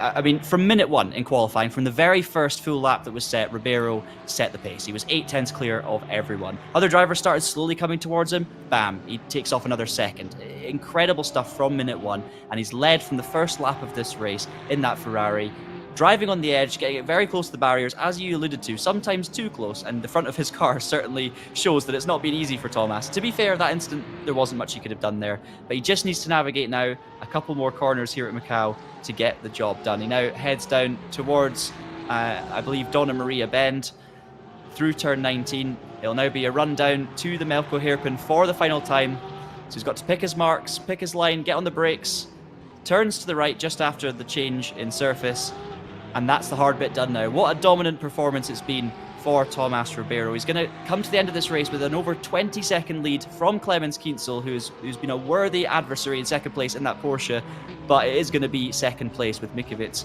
rounding off the top three. Phenomenal from Ribeiro. We'll be interested to see where he goes from here, but clearly he has mastered GT3 racing at the very, very difficult Macau Grand Prix circuit. 2 hours of racing, lots of strategy, lots of chaos, lots of drama, but one clear winner. It is Tomás Ribeiro, who crosses the line in the 51 Ferrari to win the RaceRoom Macau Grand Prix of 2025. And you can see there, he looks delighted about it, Zach. You would be, wouldn't you? You would be so delighted with a win like that. It was clinical, precise, consistent, quick. Any positive adjective you can associate with a racing driver, Ribeiro has had it in bucket loads. And, well, he won it in Interlagos. He wins here at Macau. Very nicely done indeed. Clemens Kienzl, the 15-year-old, will take the second step on the podium as well in the Porsche. And what a drive it was, of course, for the Fischer Racing Esports machine. Matej Mikiewicz, of course, will come across the line eventually in terms of that Ferrari. A very good drive. The defence that he had to deal with from Bo Dixon and, of course, Ben Farkas at times as well, leading that train for P3, dealing with some damage at the rear end. He has nursed it to perfection. Matej Mikiewicz, take a bow as well. A very deserved podium, and again, a very deserved finish for every single one of these drivers that have made it to the checkered flag. A very good race, and I mean, again, it was dramatic, it was chaotic, it was exciting. We had battles here, there, and everywhere. Shout out to Bo Dixon as well, a really strong drive for the Brit. And there's the results after 2 hours of racing. Yeah, so hopefully we'll be able to cycle through this and see the results from the top. So just bear with us a second. That does show the fact that there were 6 DNFs and 1 DQ. So can we say that's a draw, Zach? Can we say we've drawn the competition for how many DNFs? I mean, I'm quite impressed with both of us, to be fair. 6 or 7. We'll come back and argue that in a minute. Tomás Ribeiro takes the win, as we've said. Clemens Kienzl second, and Matej Mikiewicz rounds off your top 3. So there are your 3 podium finishers: Ferrari, Porsche, Ferrari. We've got donuts in the background from Bo Dixon in the pink Audi. He finished 4th, which is in some ways one of the most painful positions to finish, but actually I'm sure he'll be delighted and he's had a lot of fun. There are the rest of the results. Bo Dixon, P4. Fastest lap of the race, I should mention, for Ribeiro as well, 2:14.8. Him and Kienzl in another league, with Coughlin finishing in 5th. Then it was Orban 6th, ahead of the lesser seen Mercedes of Roth, with Van Roon in 8th. Brandt finishing 9th, and then Luca Burke rounding out the top 10, the Ferrari. We think Luca did it on 1 stop in the end, so phenomenal stuff from Luca there to round off the top 10. And of course, we had plenty more competitors taking part today. Everyone outside the top 10 probably had an incident at some point or got involved in something, because we saw so many of those happening throughout. But all in all, I think the driving standards were really strong, and yeah, we've seen a great show put on here by everyone on RaceRoom. And I mean, this is just, this has just given me a bit of appetite, Zach, to actually fire RaceRoom back up again and drive this combo and give it a go, because it looked like a lot of fun. I mean, maybe I need a bit more traction control than the guys we saw out there, but it looked phenomenal. Once you do 5 or 6 laps, give me a shout and see how you feel about how fun it looks. But yeah, I mean, as a commentator, it's not painful. I love my job, but watching this level of competition, it fires you back up to want to jump into the seat and give it a go for yourself. And these guys, big props to them. Yeah, a really good race that we had on display. I mean, I know it was quite dominant, and for the most part, the top 2 were pretty concrete, but with how many incidents that we had and the attrition rates of Macau, you never really knew until the checker flag. Yes, Ribeiro was the favourite on pace, but Keensil as well was very, very quick and there to pick up the pieces should anything have gone wrong. As we always expect with Macau, it's a very suspenseful race, more so than it is sort of fireworks and drama. And yet today we got both, so no complaints from me. It was an absolute pleasure, and of course a big thank you to everyone in the YouTube chat and for their company, and of course being alongside you. It was good little chat throughout the race, and I hopefully looking forward to some more through 2026. Yeah, I thoroughly enjoyed that race as well. Big thanks to you, Zach, for jumping in. I had a great time in the comms box, and hopefully we'll be back together again soon. But of course, just a big shout out to the drivers. As you say, they did a phenomenal job putting on such a good show. And Ribeiro always had the pace to get the job done today. But as you say, it was never over until it was over. It's Macau. He almost got taken out by a back marker earlier in the race, having an incident.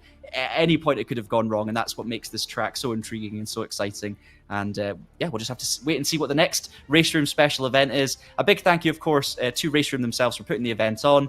And of course, you can take part in these special events yourself, even if you're not in Split 1, by playing RaceRoom, which is free to enter, of course, buying the relevant content to be able to take part in the special event, heading into the ranked racing multiplayer section of the game. And that's about it. Join the Split when it comes up and have fun, enjoy the racing, and then you can be part of what we're watching today. So big thanks to Zach for joining me. Big thanks to RaceRoom. A reminder as well that you can catch all the latest RaceRoom news over on the TraxionGG website. And finally, a big thanks to all of you for watching. The chat's been great, and I'm sure the silent viewers have had a great time watching as well. So big thanks to all of you, and we'll hopefully see you again soon. So for myself and Zach Sweeney, it's been great. Thank you so much for watching, and have a nice day.